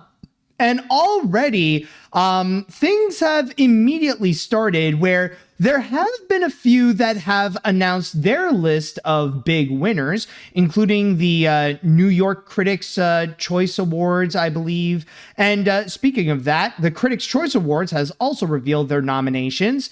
But in terms of the big ones, however, well, there is one that has released their list of awards, or not their list of nominations, I mean, and this is already setting a strong example of what we should be expecting for this award season to come. So with that said, let's go and take a look at the Golden Globe Awards. Yes, the 83rd Annual Golden Globes has officially released its list of nominations. And before we do get into the animation talk, let's go and check out who is going to be going for the big prizes. And so let's go and begin by taking a look at the nominees for Best Motion Picture in the Drama category. And the nominees are Frankenstein, or specifically Guillermo del Toro's Frankenstein, Hamnet, It Was Just an Accident, Sentimental Value, Sinners, and The Secret Agent. And then you got Best Motion Picture for a Musical or Comedy. And the nominees for those are Blue Moon, Begonia, Marty Supreme, No Other Choice, Nouvelle Vague, and One Battle After Another. And when it comes to movies at this year's Golden Globes, the one who has managed to get the most nominations is actually One Battle After Another, which is leading the nominations this year with a total of 9 nominations all across the board. This is then followed by Sentimental Value, in which it got 8 awards, Sinners with 7, Hamnet with 6, Frankenstein and Wicked for Good getting 5, and It Was Just an Accident for 4. Now, in terms of the television nominees, the category for that, or the nominees for, let's see, right here. Okay, there we go. If we go into the television section, let's take a look at who has been nominated for Best Television Series in the Drama category. And the nominees for those are The Diplomat, Pluribus, Severance, Slow Horses, The Pit, and The White Lotus. And when it comes to best television series in the musical or comedy category, the nominees for those are Abbott Elementary, The Bear, Hacks, Nobody Wants This, Only Murders in the Building, and The Studio. And in terms of the nominations for those, the one who has received the most nominations for the television categories is The White Lotus, in which that got 6 nominations, which is then followed by Adolescence, which got 5 nominations, since that is actually categorized in the limited anthology or motion picture made for television series, or that, which, by the way, I think I might have skipped that actually, but back to what I was talking about here. You also got Only Murders in the Building and Severance, in which that got 4. And then you got several shows and TV movies in which they got 3 nominations, which includes The Bear, The Beast in Me, Black Mirror, Hacks, Nobody Wants This, and The Studio. And since I did forget to mention those, might as well go and mention the nominees for Best Television Limited Series, Anthology Series, or Motion Picture Made for Television. And the nominees for those are Adolescence, All Her Fault, Black Mirror, Dying for Sex, The Beast in Me, and The Girlfriend. But then we got the big one for animation fans. The big question that we have here is, who is nominated in the animation category? Well, folks, without further ado, the Golden Globe nominees for Best Animated Feature this year are Arco, Demon Slayer, Kimetsu no Yaiba, Infinity Castle, Elio, K-Pop Demon Hunters, Little Emily, or The Character of Rain, and Zootopia 2. Now, it is worth noting, by the way, that there are 2 movies here that also got multiple nominations, specifically Zootopia 2 and K-Pop Demon Hunters. One category that actually has both of them is actually down here for cinematic and box office achievement, where K-Pop and Zootopia are nominated alongside Avatar: Fire and Ash, F1, Mission Impossible: The Final Reckoning, Sinners, Weapons, and Winners, and Wicked for Good. I was about to say, Winners for Good. But then also K-Pop Demon Hunters managed to get a third nomination. And of course, it's the one that we all expected. It's Best Original Song for a Motion Picture, in which it is nominated for Golden. And at the same time, Huntrix has to go and compete against other movies for that specific category, including Miley Cyrus's Dream as One for Avatar Fire and Ash, I Lied to You from Sinners, No Place Like Home, and The Girl in the Bubble, both of which from Wicked for Good, and Train Dreams from, well, Train Dreams. And that's pretty much the nominees that we have gotten this year. And I think this is going to be a major highlight to what we are going to go and witness at this year's award season, or the ones that we are going to be hearing quite frequently. Now, there are those that, yes, they are absolutely to be expected that we are going to be hearing that name a lot. Like, one that honestly is not a big surprise that is a major contender is going to be Sinners, because ever since that film was released, it definitely was one of the biggest films and one of the most highly praised movies of this year, and everybody was ready to go and see how much is it going to be nominated. Although, surprisingly enough, it didn't receive the most nominations this year, considering that Sinners is behind Sentimental Value and another movie that's going to be a serious contender, One Battle After Another. And even though there are going to be some other big names so far, like there's been a lot of massive praise for Hamnet, and a lot of love is being given to Chloe Zhao once again. So maybe that could be like a surprise entry that could really go and win it all. But I feel like for many people out there, it's going to be a massive battle between Sinners and one battle after another to see who is going to be taking the big prize amongst those features right there, or who's going to be collecting the most trophies between the two. Although from what I've heard so far, there is a possibility that maybe One Battle After Another could actually go and top it above Sinners. Not to say that Sinners is not going to win anything. I'm sure that there are going to be some categories where Sinners will actually go and gain some wins. I mean, honestly, with some, especially with the major performances that we have seen, like with Michael B. Jordan, I can imagine it'll walk out with at least one acting category, or maybe with some other special categories. In fact, I'll even say right now, honestly, I think there's a better chance Sinners is going to walk out with Best Original Song even more than K-Pop Demon Hunters Golden. But still, though, I think in terms of like the top prizes, I would lean in a little bit more towards One Battle After Another compared to Sinners. But I'm just making a guess here. I could totally be wrong. But then we have the animation category, the one that I'm sure that we are the most interested as animation fans to go and see what we got here.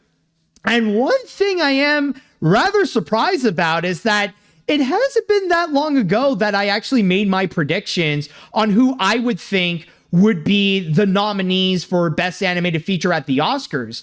And from this list right here, and by the way, just a quick side note, yes, this is not just you, but the Golden Globes did recently decided that instead of the usual 5 nominees in each category, they decided to go and bump it up to 6 so that more nominations can be included, and there are more people and more movies and shows that can have a chance to go and actually get the win. But going back to the list, I was surprised to find that my prediction so far has pretty much been spot on, actually, with the exception of one, which I will get to later. But I believe the main 5 that I've said in terms of my prediction for the Oscars were Arco, Elio, K-Pop Demon Hunters, Little Emily, and Zootopia 2. And so far, not just with this, but also with the Critics' Choice Awards, I was surprised to find that I was actually correct. But then you get that bonus 6 one in which the Critics' Choice Awards decided that they would go and also nominate Netflix's In Your Dreams. And then you got the Golden Globes, which they decided that they would nominate Demon Slayer.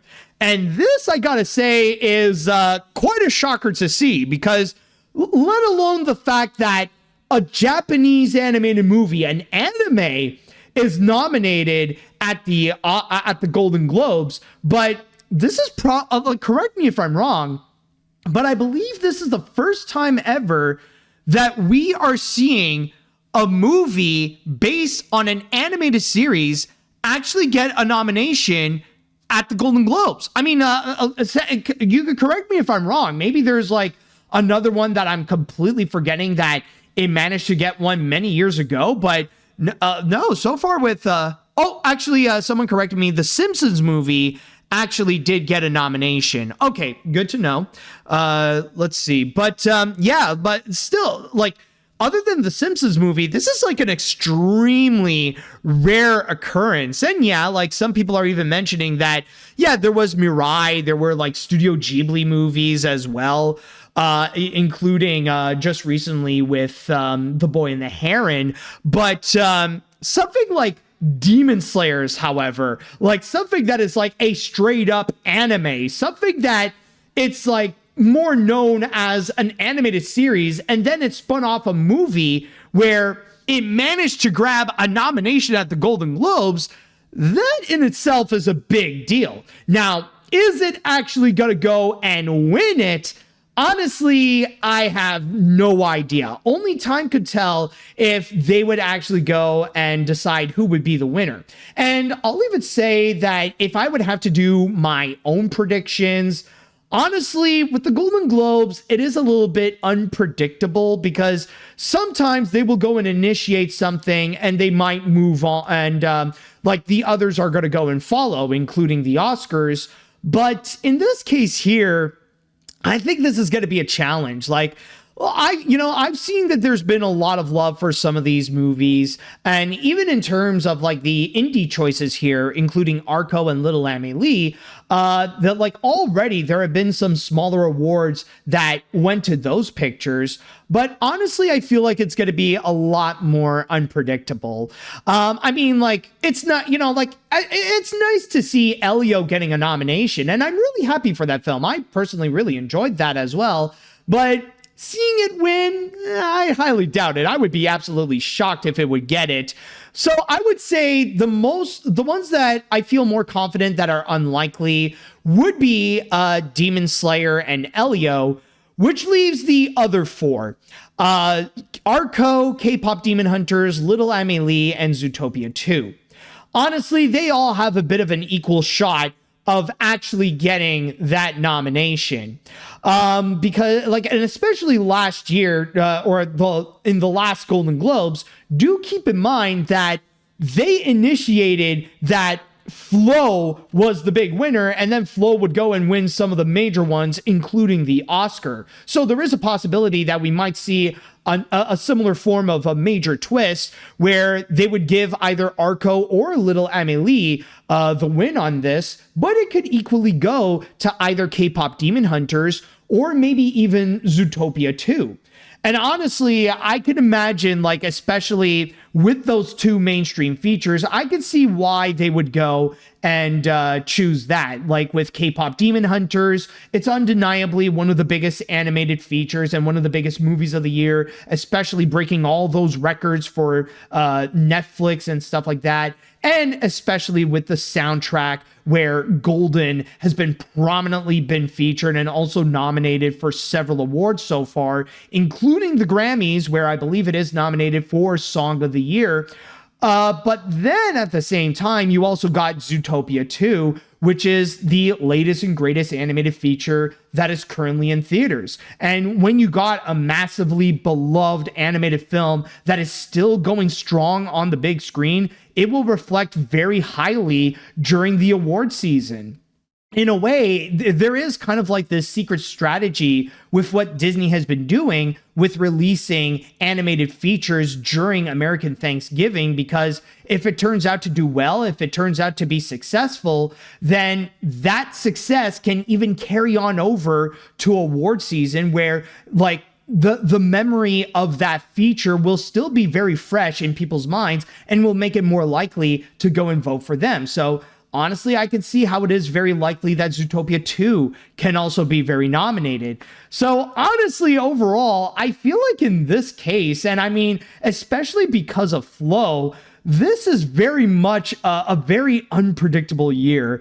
And honestly, I feel like with the Golden Globes, they are less predictable than they are with than the Oscars are. So I feel like, honestly, with the exception of Demon Slayer and Elio, it could be anyone's game for the category of Best Animated Feature. And don't even get me started on like who could possibly win for the Best Pictures of either drama or musical or comedy, because honestly, like, I need a little bit more time to go and check out some of these, like, Nouvelle Vague or No Other Choice or Blue Moon, or even like, It Was Just an Accident or stuff like that. But anyways, with all that said, though, congratulations to all the nominees at this year's Golden Globes, and we will see who will ultimately be the winner on January 11th of next year. So with that said, it is now time. I would like to move on to the chat wall, and I want to go and ask you all, what do you think about this year's nominees at the Golden Globes? Are there any surprises? Are there any snubs that you may have? And who do you predict to be the big winner this year? And it could possibly be for Best Animated Feature. You could predict for like Best Motion Picture. You could predict for any of the other categories, even for the ones that I haven't really talked about. Just let me know what you all think. All right, so let's see now. One thing I'm actually surprised is that Demon Slayer Infinity Castle even got nominated, considering that this is barely even a film that is made out of nothing but action scenes and flashbacks. Also, it's not even a TV series adaptation. It's a flat-out sequel, and I would be shocked if it actually wins.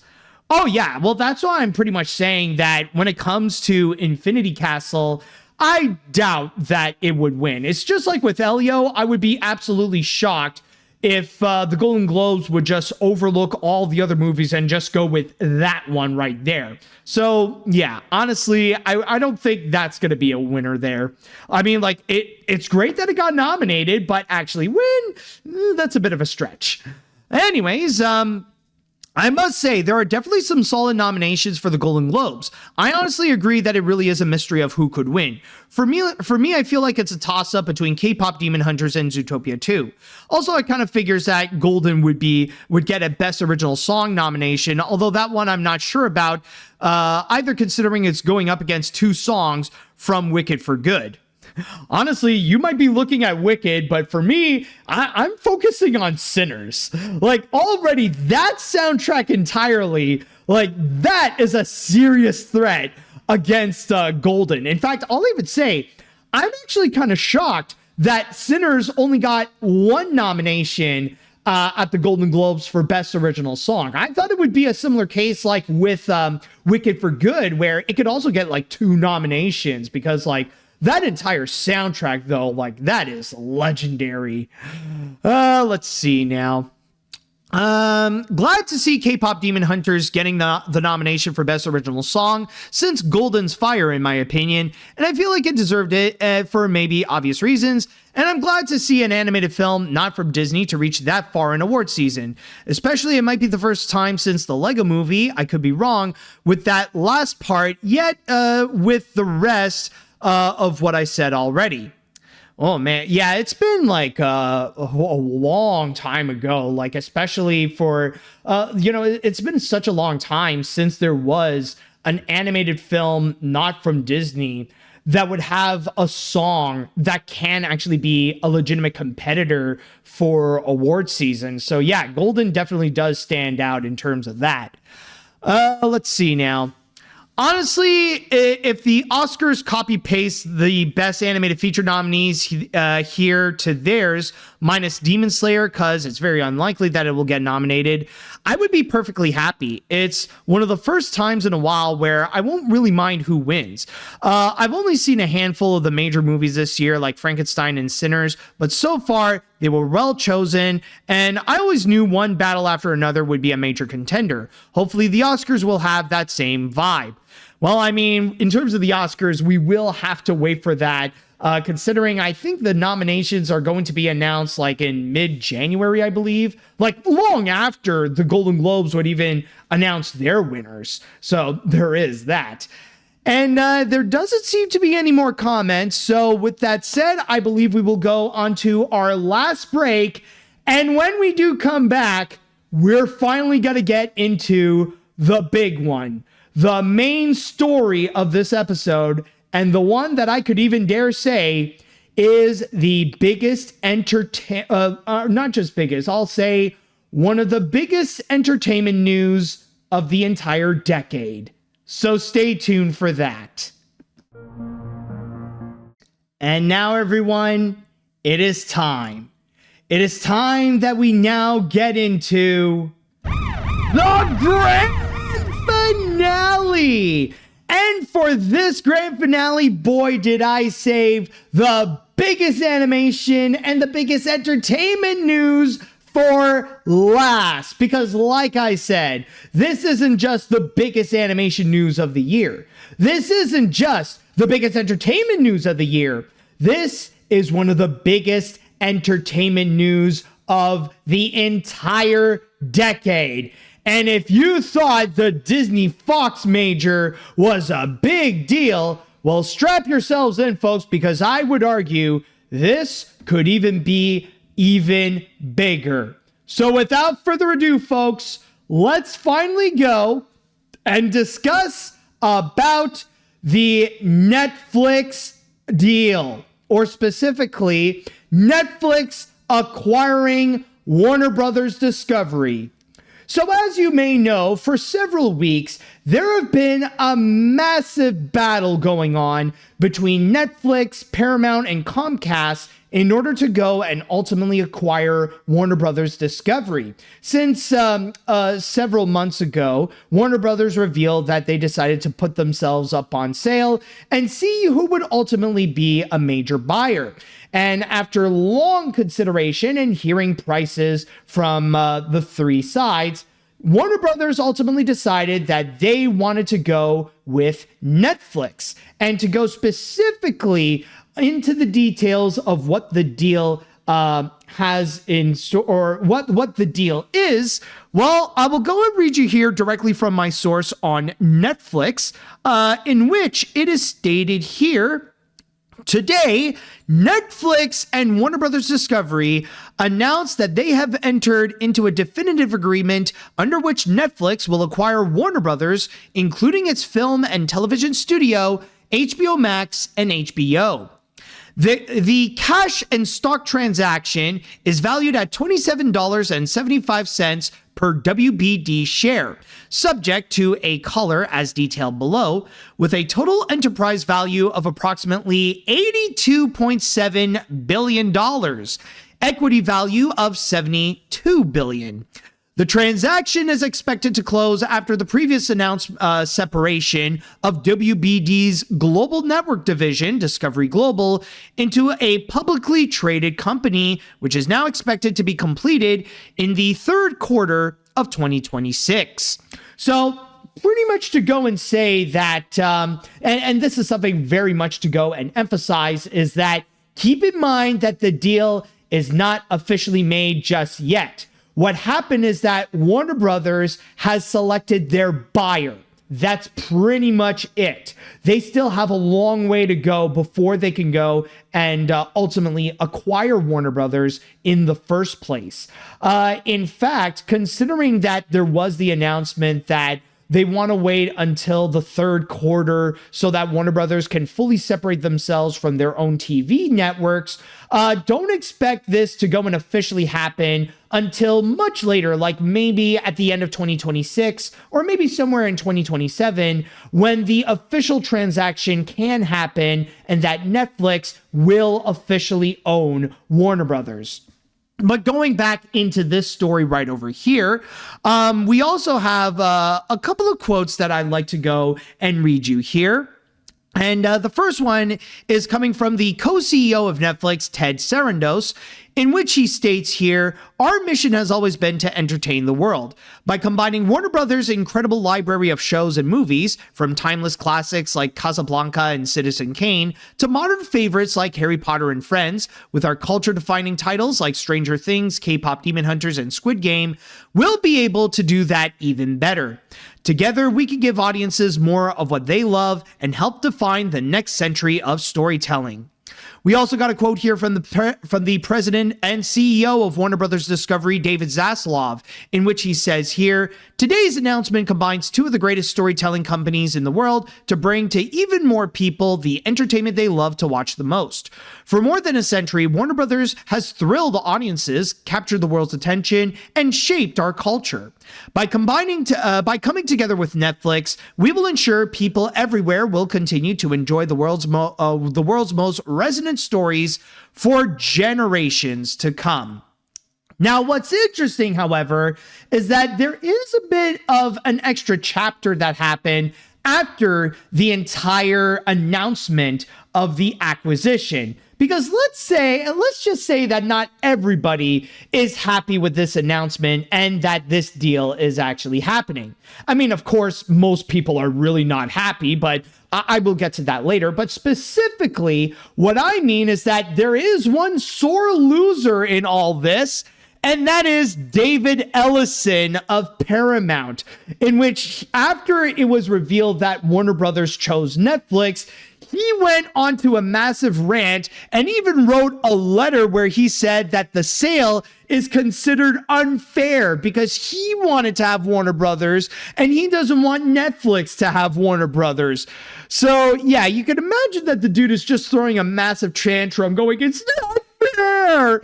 And even in my source here on the Hollywood Reporter, it even states right over here, like just to read you part of what the letter is said, and apparently CNBC actually fully published it.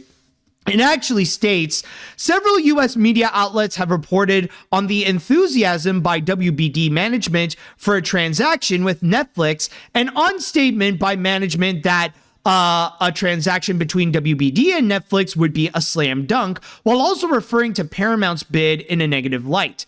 Additional reporting since the submission of revised bids on December 1st has indicated that WBD's board has really warmed to a transaction with Netflix due to the chemistry between WBD management and Netflix management." So basically, the dude is being salty, and now he's going on to a rant saying, "Mainstream media ruined my deal. Warner Brothers decided to be woke by going with Netflix." You know, like going into all that kind of bullcrap.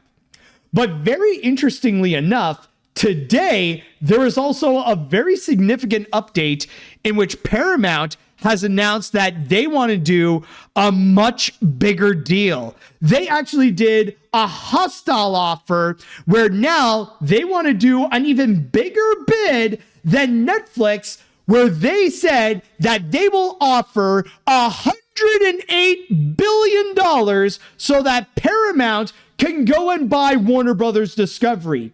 And keep in mind that with Paramount, they want much more than just what Netflix is going to get, because Paramount actually wants both the entire studio and its library of content, as well as all the TV networks. They just want everything.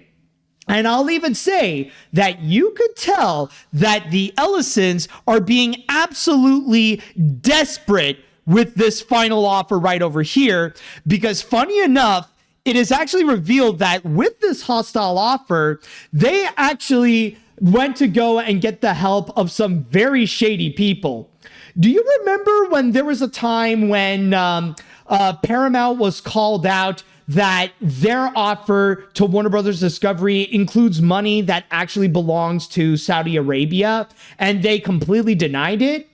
Well, it looks like in this case here, they decided that the mask is off, and they said, yeah, you know what? We're going to need all the help from the Middle East and from Jared Kushner. No joke. It actually says right over here, now going back to my source on Deadline, where it states, Paramount Paramount's last and best offer for Warner Brothers Discovery, one that it took hostile today, includes funding from the Public Investment Fund, which belongs to the Kingdom of Saudi Arabia, Limaldi Holding Company PJSC, which belongs to Abu Dhabi, Qatar Investment Authority, which belongs, of course, to Qatar, and Affinity Partners, the investment fund of Donald Trump's son-in-law, Jared Kushner, all of which they decided to step in, and they want to try to help out Paramount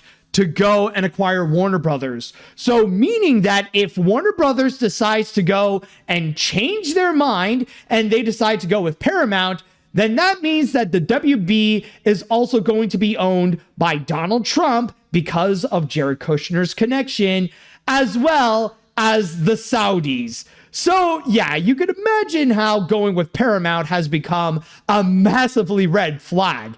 If it isn't already bad enough with the fact that Paramount is now owned by the Ellison family. But to go back into the initial deal. Now, is that going to happen with Paramount? Only time will tell, because that thing is just breaking news. But let's go back into the situation right over here with Netflix, because so far it looks like it's officially going to be Netflix that will go and acquire Warner Brothers Discovery. And as I insinuated before, it's not just David Ellison that is upset that this deal is happening. However, the reason why David is upset about it is very unique. Why everyone else is upset about this deal, however, well, those are far more legitimate, and they do bring up some justified concerns. And of course, a lot of them are in regards to the well-being of employees and how this is really going to affect jobs. In fact, multiple unions and guilds, including the Producers Guild, the Directors Guild, SAG-AFTRA, Animation Guild, and many more, they stepped in to go and address their concerns. And they even stated, and not to mention the Writers Guild, since I believe they were among the first to go and address their problems with this, like they already were completely vocal saying that this feels like a massive red flag, and they are seriously worried about how this is going to affect the people, how this is going to affect jobs, how it's going to affect working conditions, how it's going to affect diversity and representation, how it's going to affect a lot of these. Give me a sec. Hold on. Excuse me. Even this entire deal has me choked up about all this. Nah, but in all seriousness, though, a lot of people have those issues and concerns because what we are talking about is indeed a merger. And with these mergers, of course, when they do happen, that is going to spell a lot of trouble, and we're going to see a lot of job losses. In fact, when Skydance would go and own Paramount, they already let go of literally thousands of jobs across the board, including some high-profile ones, like Ramsey Nato had to go and step down. I believe that's the name. You could go and correct me if I'm wrong on that. But yeah, like, in the case right over here, so of course you would definitely go and expect that this would even go and occur as well. If Netflix and Warner Brothers would merge, then of course Netflix is going to be dropping a lot of layoffs and thousands of layoffs with assets that they don't necessarily need with Warner Brothers. Like, they will go and completely reduce it. But then, at the same time, there was also some concerns of how it's going to affect the general public. Like, yes, this is going to have grave consequences upon Hollywood, but how is this going to affect consumers? How is it going to affect casual moviegoers? How is it going to affect the general public? Like, first and foremost, one thing I just want to go and get this out of the way. I know there are some people that have addressed some serious concerns about how this is going to affect physical media. Since with Netflix, as you know, they are pretty much against it and extremely reluctant if they would go and release any movie on DVD or Blu-ray or have some kind of special edition. Like, it is hard for them to even go and bring out something that would go either to Criterion or Shout Factory, or even if another studio want the movie they made to be released on Blu-ray. Like, let's just say we're very lucky that we even got Mitchell's versus the Machines and Vivo on Blu-ray and DVD, because you can imagine with the major success right now with K-pop Demon Hunters, some people think that it's going to be obvious that they would do so, but honestly, Netflix would feel like it would be a detriment to their streaming business if they would go and release K-pop Demon Hunters separately and have them given a physical media release. So in that regards, honestly, I really don't know. I think that's going to be a factor where we will ultimately have to wait and see if they want to keep that aspect separate from their own Netflix business. I think, honestly, this is something that you got to go and ask the Warner Archives, or if there is one person who would have more answers of how this would go and be heavily impacted in terms of physical media, it would be Jerry Beck, since he is a very key he's like a big player in terms of having many classic cartoons be released on Blu-ray and DVD, especially collaborating with the Warner Archives to have us, to give us like all these Looney Tunes collections and Tom and Jerry and Tex Avery and Hanna-Barbera and all that kind of stuff. Honestly, this is a case where maybe it's best to ask Jerry than to ask a simple animation fan than me. But then there is the factor of streaming. And a lot of people have wondered that now that Netflix is getting Warner Brothers Discovery, what does that mean for HBO Max? Some people are even wondering, are we inevitably going to go and see a merger between the two? Are we going to see all the HBO Max stuff be completely consumed by Netflix? Because even here in Canada, we're wondering if all the HBO Max stuff is going to be... Oh, excuse me. I don't know why I feel like oddly gassy today. But anyways, as I was saying, we don't know if in Canada, all the stuff that we get on our version of HBO Max called Crave, if that's going to be going away and then it'll just be implemented to Netflix. Or especially, are we going to see some price increases as well? Is that all going to happen? Well, I'll just say, in that regards, we don't know. We don't necessarily have any of the answers. And for now, what they are saying is that they're just going to keep the two entities completely separate. Like, they're just going to keep HBO Max as its own thing, and they're going to go and keep Netflix as its own thing. Maybe we will know more answers when the time comes when Netflix does actually acquire Warner Brothers, and maybe we'll see if this does actually occur.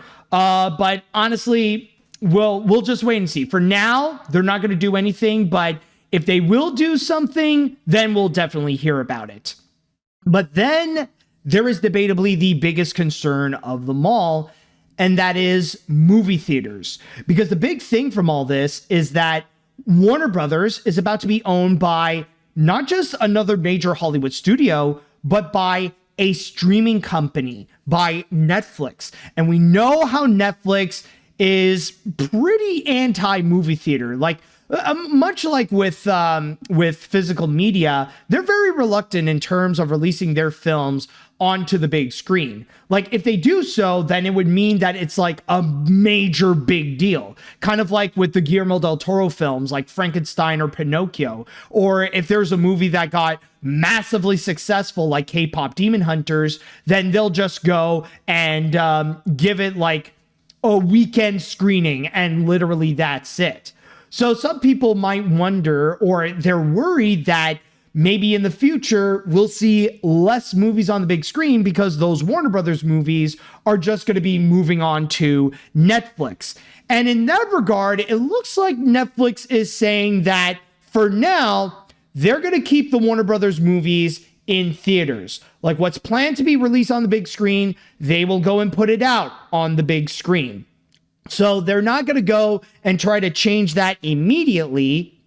However, they did state that they are considering the idea of maybe they will go and shorten the window of exclusivity, where when a Warner Brothers movie will be released on the big screen, what Netflix might want to do is that they just want to go and wait like maybe a month or maybe like 45 days or something, and then they'll immediately go and release the film onto streaming. Because the sooner that it comes on Netflix, the better it would be for that particular company. So that could be a possibility of that potentially happening. So from there, because of all the worries, because of all the concerns, and because of the fear of how this is going to affect people's jobs, how it's going to affect the industry, and how this is going to affect our culture in general, there are a lot of people out there who are demanding for this deal to not even happen. And I'm just going to come in and I'm going to say an extremely hot take. And I know not many people are going to be upset with me for saying this, but honestly, I understand why people don't want this to happen, but I think it's for the best that we just let this deal happen.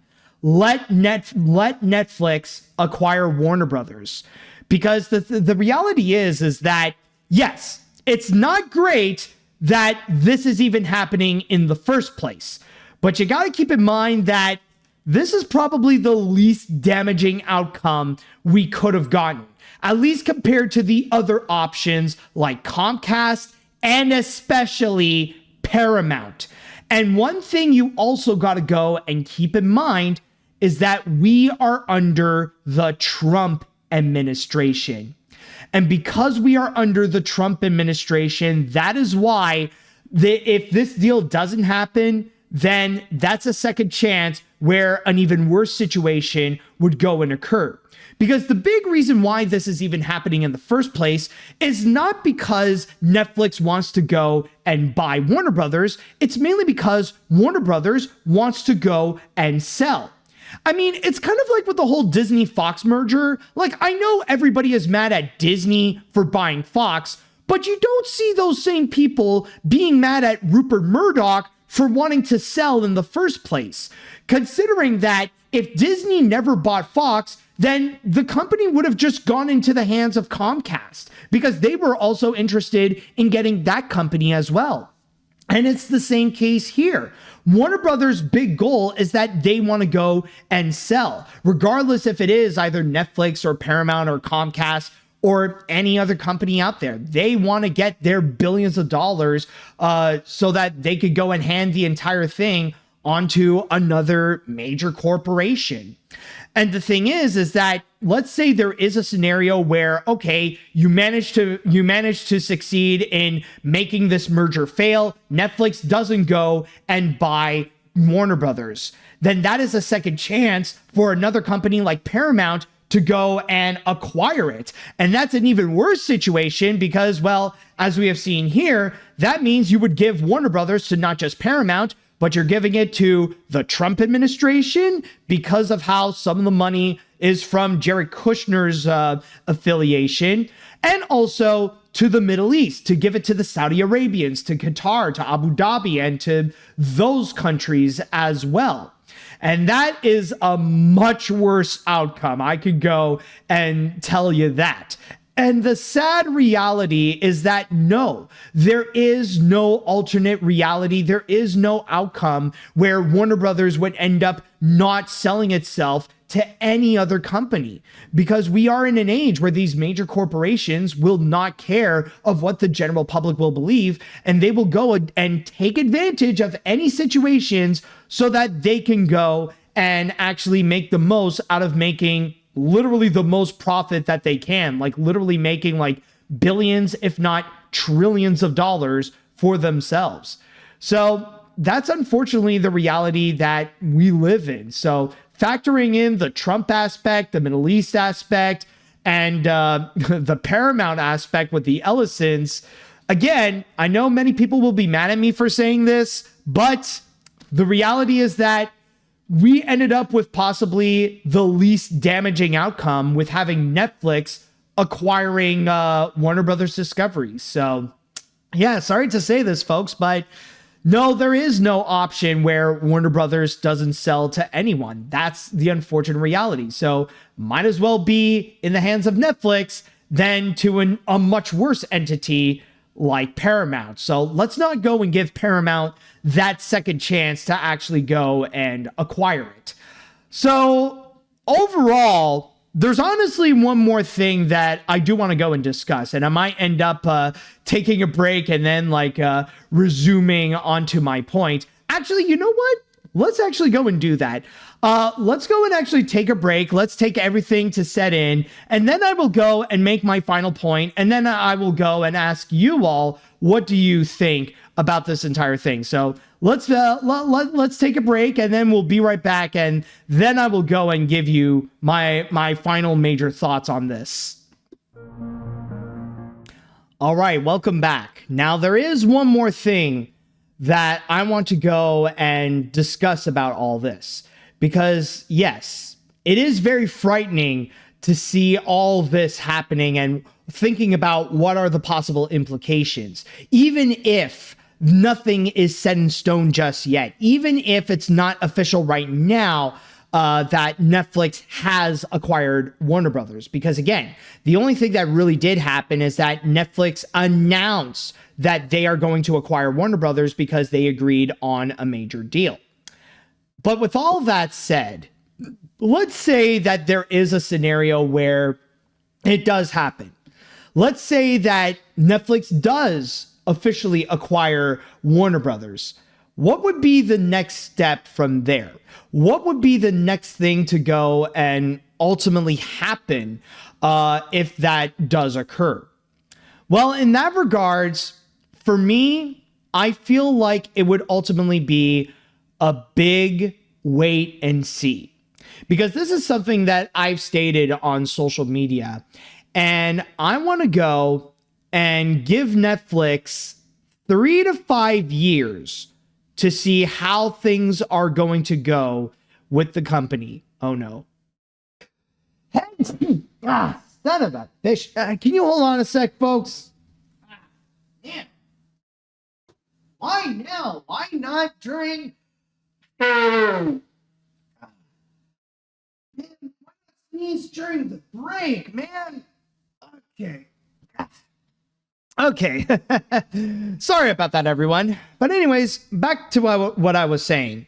I want to go and give Netflix 3 to 5 years after they fully acquire Warner Brothers to see how they are going to go. Because the thing is, if you know your recent history with Warner Brothers, they're kind of like the cursed relic of major corporations. Because those who do own it end up with such a horrible curse where the companies that do have them end up so terribly that they end up selling it away. It's kind of like the story with the monkey's paw, or like any of those stories that you hear that involves like a cursed idol or something like that, where it requires them to just relinquish the ownership of it in order for the curse to just be lifted and for their businesses to do much better.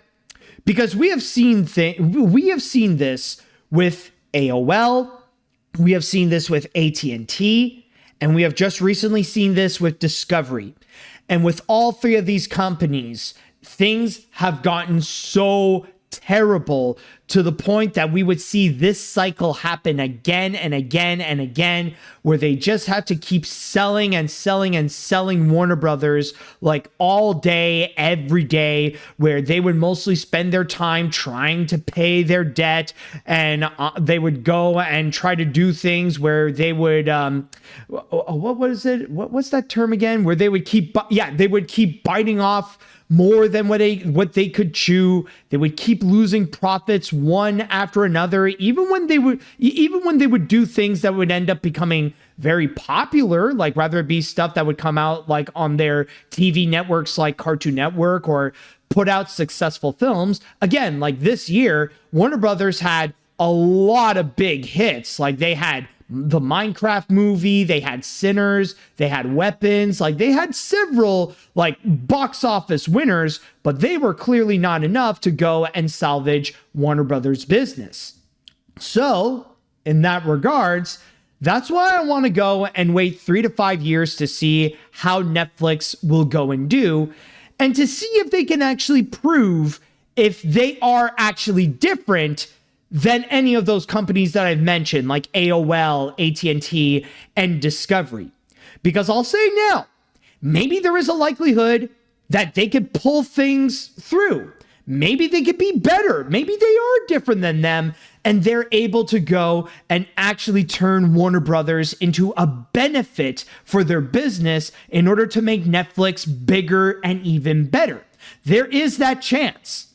However, if they fail to do so, and let's say that if by 2030, if they fail to prove that they are different, and if they fall into those same mistakes that AT&T, AOL, and Discovery has done throughout the years, then we may see even more catastrophic consequences that will happen in the entertainment industry, especially with the possible downfall of Netflix itself. And if Netflix will suffer a massive downfall, then that could also mean that we will see the end of streaming as we know it. Now, I know that it is a major prediction that I am making, and I'm not saying that streaming is going to end altogether. That's not what I am saying at all. I'm saying that things are going to be massively different compared to what they used to be. But what I am saying is that if it fails, then yeah, we're going to see some major changes occur. So that's honestly what I wanted to go and say, that if this deal does happen, then let's wait 3 to 5 years, maybe up to 2030, and we'll see if Netflix can actually prove to be more different than Warner Brothers, or if they're going to be suffering so badly that we're going to see the downfall of that streaming platform, and maybe we will see a completely new chapter to streaming altogether. So it's all a big wait and see. I know, like, the future is scary at this point because of this deal, but I don't know, man. We'll just wait and see how it goes. This is a major thing, and even for someone like me, the best that I could do is just make guesses and predictions. So, like, even like take what I say with a grain of salt, but yeah, like I understand the freakiness of this entire situation. So with that said, now I would like to pass this on to the chat wall, and I want to go and ask you all, what do you all think about Netflix possibly acquiring Warner Brothers? Let me know what you think, because I know that's a lot to go and register right there. Let's see now. I'm really not looking forward to this. Netflix buying Warner Brothers is not a good thing, and I can imagine that they are going to be massive consequences. Rather it be with the potential job losses or movies in theaters, it's pretty much no different than all these other company mergers. It really is kind of making the Disney-Fox merger look tame in comparison. Not to mention the past history with WB mergers, although as it is tradition for MAGA, they're throwing a temper tantrum for not getting what they want. Oh, you mean with Paramount, of course. Yeah, no surprise there. Let's see now. Netflix and Paramount are fighting over the poison chalice that is Warner Brothers. The studio has destroyed, or at the very least decimated, every company it ever merged with. So there really is no winner.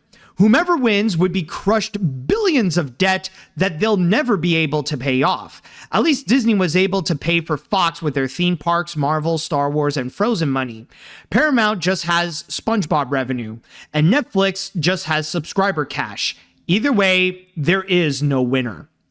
Exactly, man. And that's honestly why there's been a lot of doubt if Netflix could be the one to go and do so. I mean, maybe there is honestly no other company who could do so, and whoever does end up with Warner Brothers is going to be doomed anyways. But considering that it would be Netflix that's most likely to go and get it, the consequences are going to be absolutely massive, because I can imagine that if they do end up with Warner Brothers, there's going to be a point in the future where it's going to affect them so badly where they would have to relinquish their position as the king of streaming. So yeah, it's, the consequences, it's like, they're so big that it's hard to really imagine how it's going to really change things, but it's easy to imagine that they're like, even the craziest of scenarios has a percentage that it could actually happen. Let's see. Let me tell you, the Netflix WBD deal is not good news for animation. The animation industry is still not in good shape, and now that acquisitions are happening, there will be fewer projects and jobs for entry-level positions, internships, and immigrants from animation studios. As an artist wanting to work in animation, my industry friends told me to focus on Canada in the meantime due to the work visa situation in the USA, including H-1B visas fees. Do see Animation Guild post on Instagram. Interesting. All right. Let's see. Between a streaming company that's trying to kill cinemas and a desperate conservative Nepo baby, I feel like this buyout of Warner Brothers is a disaster waiting to happen. Once Pandora's box opens, or Zaslav's box opens in this case, Netflix or Paramount will drown in Warner's billions of dollars in debt. Jobs will be lost, and consumers will suffer in less options and even higher prices. Whoever wins, we lose. Now, one thing I will say, however, is that I believe in terms of the deal, rather it be with either Netflix, Comcast, or Paramount, I think part of the deal is to go and pay for the rest of Warner Brothers' debt. Like, whoever does own it, like, you could correct me if I'm wrong on this, but I believe is that those who do end up with Warner Brothers, they will already go and pay the debt. So I don't know if that debt issue is going to be that big of a deal. And it does explain a lot to why the price that either Netflix or Paramount has offered is like stupidly big. Because last I checked, Warner Brothers' debt is right now over $33 billion.